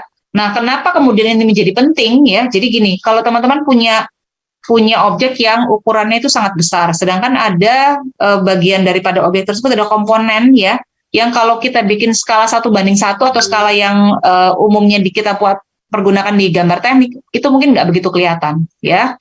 Jadi itu yang kemudian dibikin sebagai detail ya, sehingga dan teman-teman silakan menggunakan skala yang berbeda. Jadi seperti ini ya, skala ini 2:1, jadi ditulis langsung di gambar tersebut ya. Kalau yang ini bahkan 20:1, jadi bisa terlihat dengan jelas. Jadi balik lagi ya, tujuan utama kita agar mengkomunikasikan dengan baik, dengan jelas kepada orang yang akan membaca gambar ya. Jadi kalau gambarnya terlalu kecil kan sulit ya. Sulitannya adalah teman-teman kalau bendanya seperti ini ya, memberi ukurannya kan susah ya. Nah, kalau dibuat 2:1, kita bisa dengan mudah memberikan ukuran, apalagi di sini ternyata ada ukuran toleransinya. Ya, demikian juga yang ini nih. Ya. Ini juga ada ukuran toleransinya di sini nih. Kalau digambarkannya tidak dalam skala 20:1 nggak kelihatan, terlalu kecil ya. Jadi itu tambahan informasinya. Kita lanjutkan ya untuk sectioning. Next. Oke, jadi untuk gambar irisan ya secara ini ya secara umum itu biasanya dengan cara kita memotong benda kerja ya, memotong benda kerja di salah satu sisi. Jadi seperti ini ya. Jadi kita potong. Jadi saya potong di sini agar saya bisa memperlihatkan bagian dalam benda kerja ya. Itu yang secara tradisional. Tapi kemudian kalau kita tujuannya adalah untuk memperlihatkan hidden lines, maka kemudian kita bisa lakukan dengan beberapa cara gitu ya. Nah, tapi sebelum masuk ke sana ya, ini kembali lagi diingatkan ya bahwa kalau kita menggambar dengan cara gambar potongan itu akan mengurangi jumlah hidden lines yang kita gambar ya. Jadi ini sama seperti yang tadi saya sampaikan di depan ya. Membandingkan antara normal view dengan section view ya. Dan kalau teman-teman dari dua gambar ini pasti setuju dengan saya, gambar yang kanan jauh lebih jelas ya. Oke. Kemudian kita juga bisa melihat bagian ini ya, tepi begitu ya, bagian tepi. Nah, ini yang ada di sebelah kanan ya. Itu menggambarkan bagaimana kita memperlihatkan section view ataupun gambar potongan pada objek ini ya. Jadi seperti yang tadi saya sudah sampaikan, ini tampak atas ya, yang satu ini tampak atas agar teman-teman bisa membayangkan ini tampak atasnya ya. Kemudian yang ini tampak depan ya. Nah, yang saya lakukan adalah karena saya ingin melakukan pemotongan, maka simbol potongannya itu saya letakkan di tampak atasnya ya. Jadi saya akan memberikan informasi bahwa di sini loh saya motong ya. Jadi bisa kelihatan di situ ya gambarnya harusnya garis titik-titik garis gitu ya. Terus titik-titik garis ini simbolnya ya. Tapi karena saya akan gunakan di sini, saya buat garis lurus ya, tapi harus simbolnya seperti itu ya. Ini di mana saya motong, kemudian saya menggambar panah untuk memperlihatkan dari arah mana saya melihat potongannya ya. Jadi artinya adalah saya melihat potongannya dengan arah sana. Jadi saya melihatnya dari sebelah sini ya. Nih, arahnya dari sebelah sini. Dari depan ya. Dan ini adalah gambar tampak depannya. Jadi kalau normal multiview itu adalah yang ini ya. Yang sebelah kanan ya, kan nggak begitu bagus ya. Terus menggambar potongannya itu seperti ini ya. Jadi karena kita gambar potongan berarti garis ini tetap terlihat ya. Ini nih garis ini. Ya, garis ini tetap terlihat. Jadi kalau ini salah kenapa? Karena jadi kalau kita gambar potongan ini kan tetap kelihatan nih teman-teman ya. Nih yang garis ini kan tetap kelihatan. Ya. Jadi mungkin bingung kok ada garisnya Bu loh. Ini kan kalau saya ngeliat tampak depan garis ini kan tetap kelihatan. Ya, walaupun dipotong itu tetap akan ada kelihatan sebagai garis, ya, bukan bolong seperti ini, ya. Jadi harap berhati-hati kalau membuat gambar potongan. Jadi bayangkan teman-teman melihat dari sisi depan walaupun gambarnya dalam keadaan terpotong, ya. Jadi bentuknya seperti ini dan tetap ada, jangan lupa sumbu simetri kalau dia lingkaran dan seterusnya, ya. Oke, itu basics-nya dan lain sebagainya. Ini contoh-contoh ya, jadi silahkan diperhatikan bagaimana cara menggambar potongan ya. Jadi ini sama juga seperti yang tadi ya, ini tampak atasnya, gambar 3 dimensi, tampak atas, tampak depannya ya. Kemudian yang dibuat sebagai gambar potongan adalah gambar tampak samping ya. Jadi full section ini sebenarnya tampak samping ya. Tampak samping tapi yang dipotong adalah tampak atas. Ya. Jadi motongnya seperti ini, kita ngeliatnya dari sini. Oke. Dan lebih jelas ya dibandingkan gambar yang sebelah sini ya. Ini yang tampak samping tanpa potongan dengan yang tampak samping tapi kemudian dalam bentuk potongan, lebih clear, memperlihatkan bagian dalamnya. Nah, ini adalah simbol potongan ya. Jadi sebenarnya ada 2 jenis, ada yang pakai garis putus-putus, ada yang garis titik-titik garis ya. Yang mana silahkan, nggak ada masalah. Tapi yang paling penting adalah pastikan panahnya, karena panah itu menunjukkan dari mana kita melihat bagian yang dipotong. Ya, ke arah mana kita melihat bagian yang dipotong tersebut ya. Itu sangat penting. Jadi bukan hanya garis aja ya, panahnya ini kiri kanan itu harus jelas ya. Kemudian section line atau garis arsir ya. Mungkin teman-teman berpikir garis arsir itu ya kan kurang lebih sama ya. Ternyata kalau untuk di gambar teknik, garis arsir itu artinya beda-beda tergantung pada jenis logam. Ya, jadi misalnya kalau cast atau ya besi pada umumnya ya, cast iron, maka garisnya seperti ini. Kalau steel seperti ini dan lain sebagainya. Ya, jadi kembali lagi kepada teman-teman ya, Bu, saya nggak tahu ini nanti logamnya pakai apa. Kalau nggak tahu ya sudah anggap saja iron ya. Jadi ya arsiran seperti ini. Tapi kalau teman-teman tahu, oh itu dari baja, ya silahkan pakai simbol yang seharusnya. Ya, kalau tidak yakin ya sudah silahkan pakai yang umum, yaitu pakai garis arsir dianggap sebagai cast iron. Ya, tapi kalau tahu ya sebaiknya dibuat sesuai dengan jenis materialnya. Kemudian garis arsirnya itu juga ada ininya ya, ada aturannya ya. Jadi sudutnya harus 45 derajat, kemudian antara garis satu dengan garis yang lainnya itu harus rata atau equal ya. Nah, kalau misalnya bagian benda yang dipotong itu memang miring gitu ya. Jadi seperti ini ya. Ini kan yang dipotong juga dia sama-sama sudutnya 45 derajat begitu ya. Gimana Bu? Ya udah, jadi dibikin sudut yang berbeda sehingga kita bisa tahu oh ini adalah potongan, bukan pola gitu ya. Karena kalau kayak gini kan sepertinya kayak pola ya. Jadi kita bikin walaupun dia sudutnya ini kan sudutnya 45 tapi dengan sumbu yang berbeda ya. Yang jelas dia tidak sejajar dengan pola daripada objeknya, ya. Oke. Dan kemudian sama seperti pemberian dimensi ya. Jadi kalau teman-teman ingin memberikan dimensi pada gambar sectioning ataupun potongan, jangan di dalam benda kerjanya, harus di luar, ya. Satu, kalau misalnya tidak bisa di luar, terpaksa di dalam, buatlah seperti ini. Ya, jadi rule number one-nya adalah semua dimensi harus keluar dari benda kerja, ya. Toleransi, kekasaran permukaan, semua di luar dari benda kerja ya, jangan di dalam benda kerja. Kalau terpaksa, maka buatlah seperti ini, ya. Buatlah seperti itu.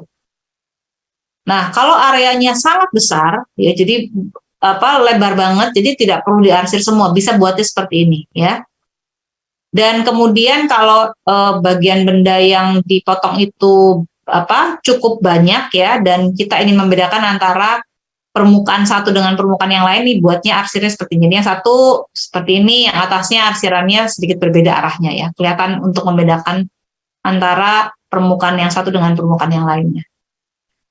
Oke, itu terkait dengan arsiran secara umum. Selanjutnya adalah potongan itu ternyata beraneka ragam, teman-teman ya. Jadi yang selama ini kita lihat adalah disebut dengan full section. Jadi kita memotong benda kerja itu secara keseluruhan, secara full gitu ya. Jadi dari ujung satu ke ujung yang lain ya. Jadi ini potongannya ya, segini nih. Ya. Nah, tapi kalau kita punya benda kerja yang simetri kanan dan kiri, sebenarnya kita nggak perlu potong semuanya, tidak perlu full section ya. Cukup half section pun cukup ya. Jadi artinya adalah yang kita potong tuh yang mana sih, yang ini. Dari sini ke sini ya. Terus yang satunya lagi adalah yang ini kita ngikutin sumbunya aja. Ya. Jadi artinya adalah kalau digambarkan ya, yang menjadi gambar irisan memang cuma separuh ya. Yang ini aja, yang sebelah kanan tetap gambar view yang biasa dan nggak ada masalah ya. Yang jelas karena dia simetri, tidak ada masalah dilakukan seperti ini. Oke, jadi full section, half section ya. Berikutnya broken out section ya. Jadi mungkin kita berpikir nggak perlulah semuanya ditunjukkan bagian dalamnya gitu ya. Silakan ya. Jadi untuk yang ini kita bikin simbol sectionnya itu bukan seperti yang tadi ya, tapi seperti kita membuat garis yang tidak beraturan. Jadi ini nih, yang ini nih. Ini simbolnya tuh ya.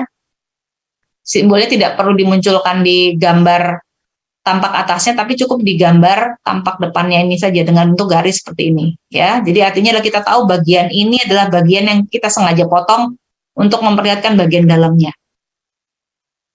Yaitu kalau broken out section ya. Jadi kalau kita lihat di tampak atasnya nggak ada simbol apa-apa ya, tapi di tampak sectioningnya cukup di bagian yang kita ingin tunjukkan bahwa kita melakukan sectioning. Nah, kemudian ada revolve section. Nah, ini cukup menarik ya teman-teman ya. Jadi kita ingin menggambarkan atau ingin melakukan pemotongan sebenarnya ya. Jadi ini gambar 3 dimensinya ya. Saya ingin potong di bagian ini bagian maaf, garis lurus ya. Ini bidang potongnya ya. Ini bidang potongnya. Jadi saya potong di bagian tengah daripada objek ya, bendanya ya. Nah, karena saya potong di situ, maka kemudian bagian tengahnya dari benda kerjanya kan kelihatannya seperti ini ya. Ini saya kasih warna merah ya biar kelihatan ini ya. Jadi ini kan bagian yang terpotongnya itu kan yang ini ya, yang saya kasih warna merah ya. Seperti itu. Kelihatan ya? Itu yang tempat di mana saya motong ya. Oke. Nah, untuk revolve, namanya sudah revolve ya, revolve section ya. Ini saya buat bentuknya seperti ini atau gambarnya ya. Jadi ini gambarnya seperti ini. Ini kan sebenarnya gambar daripada objek ini saya lihat anggaplah dari depan ya. Dari depan ya. Tapi kemudian bagian yang dipotong ini ya, bagian yang saya warna merah itu saya buat saya putar ke depan. Paham ya? Jadi ini adalah revolve section. Jadi saya menggambarnya ya, menggambar yang ini itu dari depan ya, tapi bagian sectioningnya ini saya putar ya. Jadi kan harusnya dia gini kan, ini misalnya objeknya ya, ini objeknya ya, ini objeknya saya potong di tengah ya, itu kan berarti harusnya kalau saya gambar tampak depan itu kan nggak kelihatan sectioningnya seperti apa, patahannya seperti apa ya. Itu saya putar ya, saya putar jadi kelihatannya seperti gambar apa patahannya di sini ya, seperti itu. Atau kalau ada yang revolve section broken view ini seperti ini ya. Jadi ini gambar patahannya. Nah, ini adalah gambar benda kerjanya yang saya ini sepotong bagian depan dan sepotong bagian belakang ya. Jadi ini adalah bagian belakangnya ini ya. Sebentar, ini saya clear dulu deh, kayaknya terlalu rame ya. Ini ya adalah bagian belakang ya. Terus yang ini bagian depannya nih, yang ini. Nah, maaf, bentar, kegedean buletinnya ini ya, itu bagian depan ya. Kemudian bagian yang terpotong yang sebentar saya kasih warna lain deh biar nggak bingung ya. Ini yang bagian yang terpotong nih yang warna biru ya. Itu saya gambar di sini. Tapi saya gambar dan saya putar. Jadi kelihatannya ini bisa langsung terlihat walaupun saya gambarnya kan dari sini ya, dari sisi sebelah situ. Ya. Itu namanya revolve. Jadi gambar potongannya saya putar sehingga kelihatan apa permukaannya secara keseluruhan ya. Oke. Kemudian yang terakhir adalah remove section dan offset section ya. Jadi kalau remove itu artinya memang sengaja dibawa keluar ya. Jadi kan kalau kita lihat ya, ini gambarnya kurang lebih sama seperti yang tadi ya. Tapi bagian tersebut itu saya bawa ke luar. Jadi ini kan, ini saya motongnya di sini ya. Ini motongnya, ini hasil potongannya ya. Ini hasil potongan. Saya kasih warna beda nih, soalnya sama-sama biru. Ini gambar potongannya ya, gambar yang terpotong ya, gambar bagian benda yang terpotong ya, seperti itu ya. Nah ini kan disimbolkannya seperti ini. Kalau di gambar multiviewnya ini tampak atas ya, tampak atas, kemudian ada garis potongannya. Sebentar, ini garis potong ya, ini garis potongnya. Kemudian saya melihatnya dari mana? Dari sana ya, panahnya ke sana ya, panahnya ke sana ya. Nah karena kemudian saya menggambarnya, ini adalah gambar dari bagian benda kerja dari ini, kalau ini kan dari atas ya. Ini harus pelan-pelan agar teman-teman bisa melihat ya. Kalau ini adalah dari depan, ya, ini dari depan. Jadi ini dari depan ya kan ya, sedangkan dari atas ya. Atas, depan. Ya, tampak dari depan. Tapi kan potongannya itu panahnya kan saya ngeliatnya dari samping ya. Nih, oke, merah deh ya. Nih ya, panahnya ke sana ya. Jadi kan saya ngeliat potongannya kan ke sana tuh arahnya ya. Ya, sesuai dengan simbol ya. Nah, kemudian bagian yang potongan tadi itu dibawa keluar. Jadi saya nggak gambar di dalam ya, tapi saya bawa keluar. Jadi seperti ini.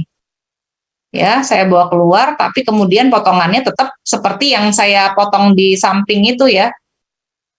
Jadi warnanya, sebentar saya buat warna yang sama ya. Ini sama persis hijau ya.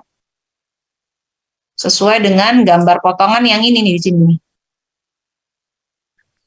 Oke. Jadi tampak depannya tetap as it is, tidak ada perubahan. Ya, yang khusus gambar potongannya itu saya buat di luar ya. Nah, bedanya dengan yang sebelumnya ya, saya tutup dulu. Yang sebelumnya itu kan dia gambar potongannya di dalam benda kerja nih ya. Jadi ini benda kerja ditaruh di tengah-tengahnya ya. Jadi di revolve, jadi diputar. Kalau yang satunya lagi remove itu dikeluarkan. Ya, jadi dia nggak menggambarkan di tampak depan, tapi dia buat section sendiri. Ya, tetap namanya adalah section AA. Dia tulis remove section. Jadi bagian ini harusnya kan ditaruh di sini ya. Kalau yang di revolve ini dibawa keluar. Seperti itu, ya. Mana Bu yang lebih baik terserah, tergantung ini ya, case by case gitu ya. Lebih nyaman mana, yang remove atau yang revolve ya. Terus yang terakhir adalah kadang-kadang kita motong benda kerjanya itu nggak lurus gitu ya. Jadi istilahnya kayak zigzag atau offset ya. Nah, jadi di sini motongnya kalau yang sebelum-sebelumnya kan kita biasanya motongnya lurus-lurus gitu ya. Nah, di sini motongnya agak beda ya. Biasanya kan kita motongnya entah begini gitu ya, atau begini, itu namanya yang entah yang full gitu ya. Nah, yang ini tidak seperti itu, teman-teman. Jadi dia motongnya di bagian benda kerja yang memang harus kita perlihatkan bagian dalamnya. Jadi ada sisi ini, sisi kedua, sisi ketiga gitu ya. Seperti itu. Kemudian sama ya, simbol-simbol yang lain tetap sama. Jadi ini harus disambungkan ya untuk memperlihatkan tempat motongnya. Kemudian ditambahkan panah untuk menunjukkan ke arah mana kita melihat ya. Ini kita melihatnya dari ke atas gitu ya. Atau kalau benda kerjanya ini nih. Benda kerjanya kita ngelihatnya dari sana ya. Ini kan kita bisa lihat ya panahnya ke sana semua nih ya. Jadi ini adalah sama seperti yang tadi, ini tampak atas ya. Ini tampak atas. Kemudian yang ini ya, ini adalah tampak depan. Ya, ini tiga-tiganya sama ya. Nah, jadi yang apa namanya? Yang terbaik adalah yang ini nih ya. Offset section view. Jadi kita bisa lihat, oh ini ada lubang ya, tembus. Oh yang ini ya, bagian yang kedua ya. Kedua, jadi ini yang pertama ya. Bagian pertama itu namanya. Maaf.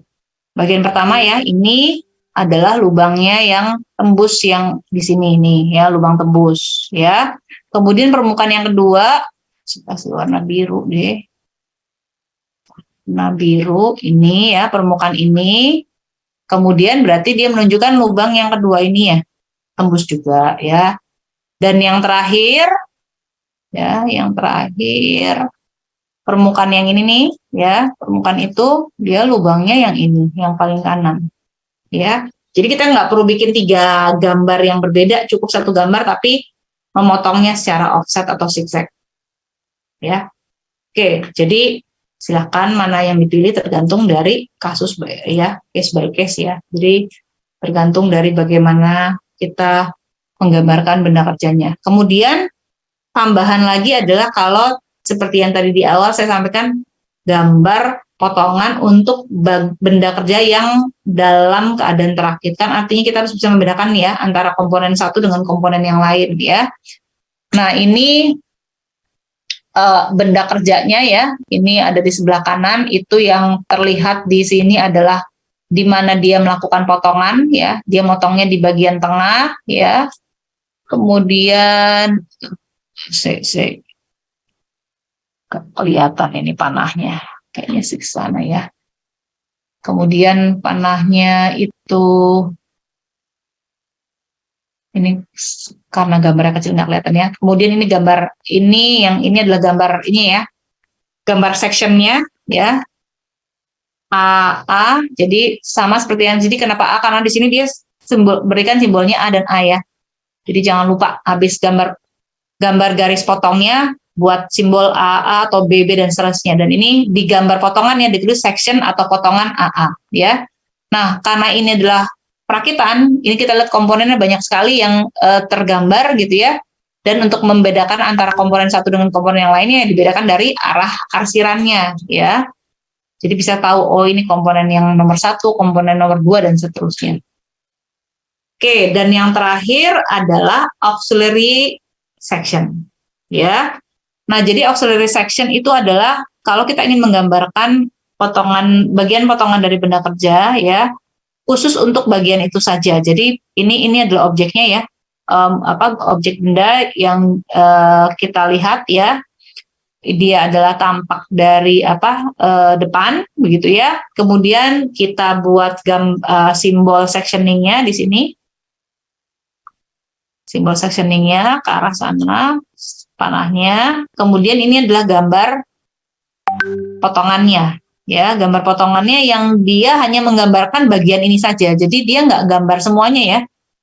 Jadi yang dia gambar tuh cuma hanya bagian ini. Jadi potongan ini saja yang terlihat ya. Dan untuk bisa memperlihatkan potongan itu ya, mungkin kok bikinnya miring Bu ya, dia ngikutin karena ini ya sisi ini kan memang miring ya, jadi dia sengaja membuat di samping daripada objek yang dipotong untuk memperlihatkan adalah inilah sisi miring yang dipotong. Ya, jadi artinya adalah ini seperti kita gambar potongan tapi khusus untuk satu bagian saja, ya. Hanya bagian ini saja daripada objek atau benda kerjanya. Oke. Itu saya clear dulu, clear all drawing. Nah, untuk potongan ada beberapa aturan gitu ya. Jadi kalau misalnya kita ketemu lubang ataupun ini namanya ribs ya atau sayap atau web itu seperti ini ya. Nah, itu kemudian dia akan jadi intinya komponen-komponen yang tipis gitu ya. Ini kan tipis ya, relatif tipis dibanding komponen yang lainnya. Maka kemudian itu dilakukan secara berbeda. Jadi mungkin untuk mudah ya teman-teman bisa melihat di sini ya. Nah, ini adalah objeknya. Ya. Kemudian dari tampak depan ya, tampak samping ya, tampak depan, tampak samping. Dan di sini saya akan memperlihatkan bahwa kita bisa mengaplikasikan lebih daripada satu sectioning ya. Jadi di tampak depan ini saya potong ya, potong secara horizontal begitu. Ya, ini secara horizontal. Dan saya melihat potongannya kan kalau panahnya seperti itu kan berarti saya melihatnya dari atas gitu ya. Kemudian satunya lagi adalah yang dari ini gambar dari sisi sampingnya ya. Tapi kemudian saya potongnya secara vertikal. Ya. Saya potong secara vertikal. Oke. Seperti itu. Nah, ini untuk potongan AA-nya ini seperti ini. Ya. Jadi kalau teman-teman lihat di sini kan ada ya, kalau tampak dari ini ya, tampak dari atasnya tampak 3 dimensinya ya. Dia kan punya ini nih.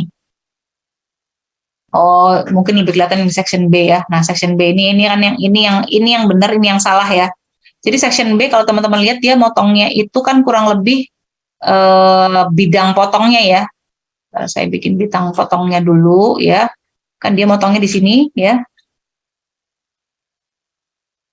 Maaf ya kalau nggak begitu lurus karena sulit nih bidang potong ya. Nah, kan kurang lebih dia motongnya seperti ini ya. Ya, dia motongnya seperti ini ya. Jadi kepotong di tengah ya. Nah, ini kan di sebelah sini nih ada web ya atau apa ya? Kalau bahasa Indonesia sayap gitu ya. Nah, di bagian potongan itu ya sebentar ya. Jadi yang di sini nih ya. Nah, ini kelihatannya ya. Jadi bagian sayap di sini motongnya kan di sini ya. Bagian sayap ini nih ya, sayap yang ini itu tetap jangan dipotong ya. Sebentar, saya kasih jangan di kotak ya, kayaknya malah tambah bingung ya. Saya arsir aja warna biru. Ya, nah jadi ini nih yang bagian ini nih. Ya. Bagian ini kan dia ada di sisi kanan dan sisi kiri ya. Sama ini nih, di sini nih, bagian ini ya. Nah, ini nih. Ini walaupun kita potong, khusus web karena dia tipis, dia dibiarkan. Jadi tidak dibuat sebagai gambar potongan. Ya, itu dibayarkan seperti itu. Nah, jadi left unsection, jadi artinya tidak perlu dipotong. Ya, kalau dipotong secara paralel, ya. Dan lebih jelas ya. Jadi khusus untuk bagian-bagian benda yang tipis itu tidak perlu dipotong. Nah, ini juga sama ya. Ini namanya web ya. Web ya. Jadi di prefer seperti ini ya, kemudian juga sama ya. Oke, kemudian ini untuk menggambarkan kalau teman-teman ingin membuat gambar potongan berurutan ya, A, B, C, D ya, gambar potongannya sebaiknya diletakkan berdekatan agar kelihatan ya, dan juga jangan scatter ya, A, B, C, D-nya ya berurutan seperti ini, jadi jelas untuk yang membaca ya. Kemudian ya ini nanti bisa dibaca sendiri yang saya ingin. Nah, ini yang tadi contoh di video tadi ya. Jadi kalau kita punya benda kerja yang sangat panjang gitu ya, sedangkan kalau kita buat apa dengan ukuran yang lengkap itu apa namanya eh, tidak cukup kertas gambarnya, maka kita bisa potong ya. Jadi namanya conventional break. Jadi ini untuk dipergunakan untuk bagian benda kerja ya yang sangat panjang dan kita bisa memendekkan ya di gambar tekniknya ya dengan cara seperti ini. Jadi mekanismenya boleh seperti ini ya. Jadi kalau ini balik lagi khusus untuk apa namanya benda kerja yang terbuat dari kayu, maka bentuk potongannya seperti ini ya. Kalau untuk logam kurang lebih seperti ini. Kalau dia solid ya, maka simbolnya ini loh ya, simbol potongannya seperti ini. Kalau tubular seperti ini ya. Kalau rektangular jadi artinya bukan apa namanya? Bukan silinder ya.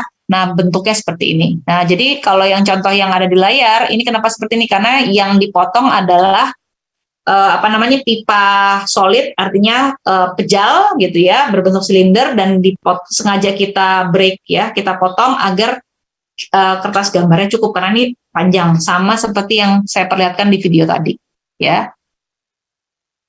Oke.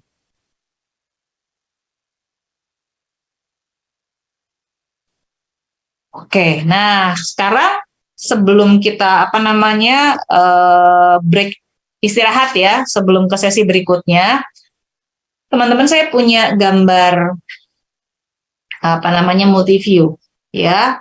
Ini tampak apa namanya tampak depannya, tampak atas ya, dan kemudian tampak samping ya, tampak samping kiri. Nah, untuk memperlihatkan ada lubang ya pada atau internal features ya pada gambar ini, saya mengambil keputusan untuk memotong yang tampak ini ya, tampak depan ya. Jadi kelihatan ya, ini saya motongnya di sini ya. Kemudian arah potongannya ke sana dan kemudian saya ingin buat sebagai gambar section atau gambar irisannya ya. Nah, ini nanti yang tampak atas ini akan saya hapus ya. Saya hapus gambar section ini yang akan menggantikan. Nah, pertanyaannya adalah kalau saya ingin menggambar potongan ya untuk AA ini seharusnya seperti apa benda kerjanya terlihat ya. Jadi artinya teman-teman silakan mengaplikasikan seharusnya gambar benda kerjanya itu seperti apa sih kalau saya menggambar potongan di mana yang saya potong itu di sini. Ya. Jadi seperti secara gambaran semuanya ini solid kecuali bagian ini. Bagian ini ada lubangnya. Oke. Jelas pertanyaannya ya. Jadi silahkan membuat gambar potongan untuk yang ini nih. Ini kan salah ya. Kalau gambar potongan kan nggak seperti ini ya harusnya ya. Ini gambar apa? Multiview biasa. Tolong rubah gambar ini menjadi gambar potongan. Silahkan. Ya.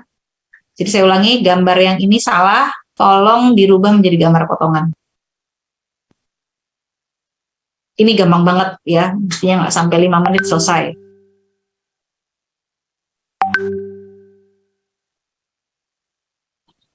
Ini sebentar saya coba buka untuk absennya ya.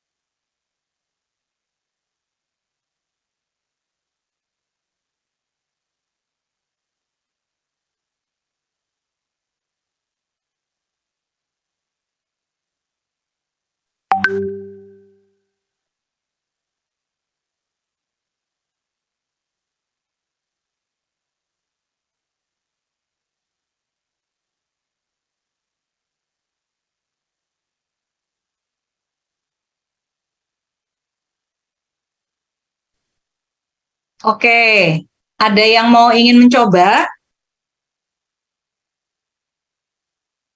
Kalau ingin mencoba silahkan bisa dengan menggunakan apa annotate-nya ya. Jadi langsung saja dicoret-coret di apa layar. Sebentar, saya sudah mestinya bisa ya.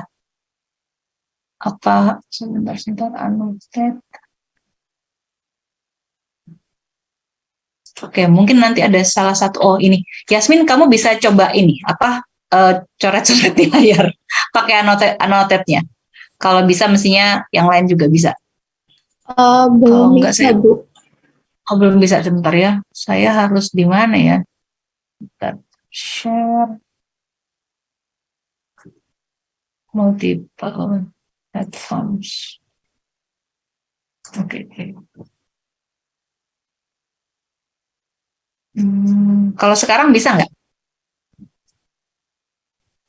Enable. Oh, oke. Ini nih dia. Ya, coba Yasmin, bisa dicoba. Ya, oke, sudah berhasil. Oke, terima kasih. Tapi saya minta yang lain ini. Silahkan, yang lainnya mau coba. Jadi langsung seperti yang tadi apa Yasmin ya, langsung pakai annotate dan langsung dicoret pakai pada bagian bawah ini ya. Jadi yang di apa teman-teman silakan menggambar ataupun merubah ya tampilan dari section A yang di bawah ini. Silahkan.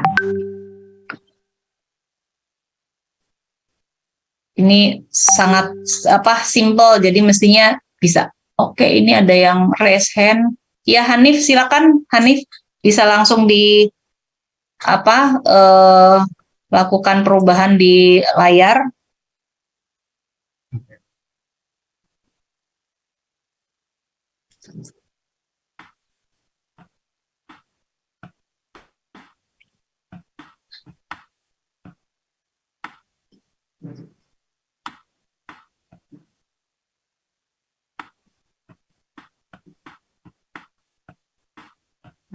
Itu maaf maaf ya.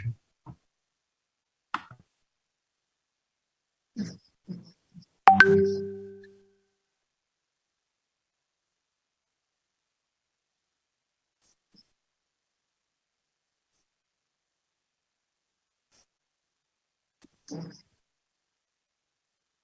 sudah Hanif?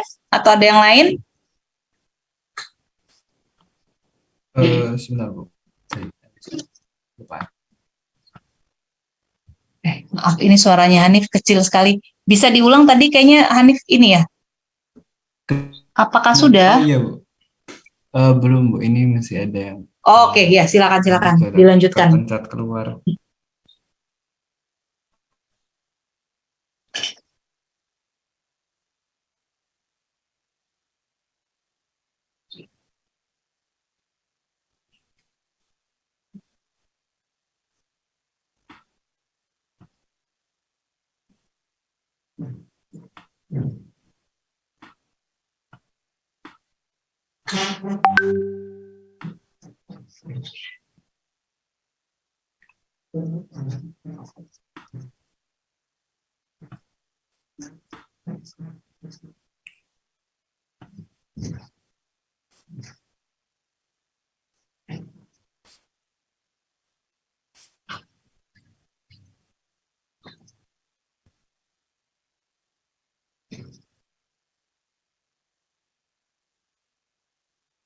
Sudah, Hanif? Sepertinya sudah Bu. Sudah. Oke, baik. Terima kasih Hanif. Oke, jadi ini yang ini ya, apa hasil potongan yang dibuat oleh Hanif ya. Jadi ini yang sebelah kiri ini arsirannya berbeda karena ingin menunjukkan perbedaan permukaan begitu ya Hanif ya. Iya Bu. Oke, jadi ini mungkin yang pertama ya. Jadi yang pertama, karena ini adalah satu komponen yang sama, walaupun dia permukaannya berbeda, tetap arah arsirannya itu harusnya sama, gitu ya. Itu yang pertama. Kemudian yang kedua, untuk arsirannya ya, terutama untuk yang bagian ini, yang menunjukkan bahwa ada lubang ya, itu sudah betul. Jadi yang awalnya tadinya garis putus-putus ya, ini kan awalnya garis putus-putus nih ya. Ntar saya panggil annotate saya dulu. Ya, awalnya garis putus-putus ya, ini ya. Tapi karena dia dipotong berarti menjadi garis solid ya, itu sudah betul ya. Nah, sekarang tinggal yang bagian ini nih ya. Nah, yang bagian ini kan sebenarnya kita motongnya di sini ya. Ya, betul ya. Kita motong sebelah sini ya. Jadi bagian yang menjadi gambar potongan adalah ini terpotong. Sebentar ya, ini terpotong ya. Ini kan terpotong ya. Kan kita motongnya di sini nih ya. Ini kan kita motong di sini ya. Itu terpotong ya. Berarti kalau kita motong di sini kan ini kelihatan nih. Bagian ini kelihatan sebagai yang Hanif arsir ya. Ini kan arsirannya sudah betul ya. Arsir berwarna biru. Nah, giliran yang ini ya, sisi ini kan nggak dipotong nih, ya. Mana sih ya? Ini kan nggak kepotong ya. Berarti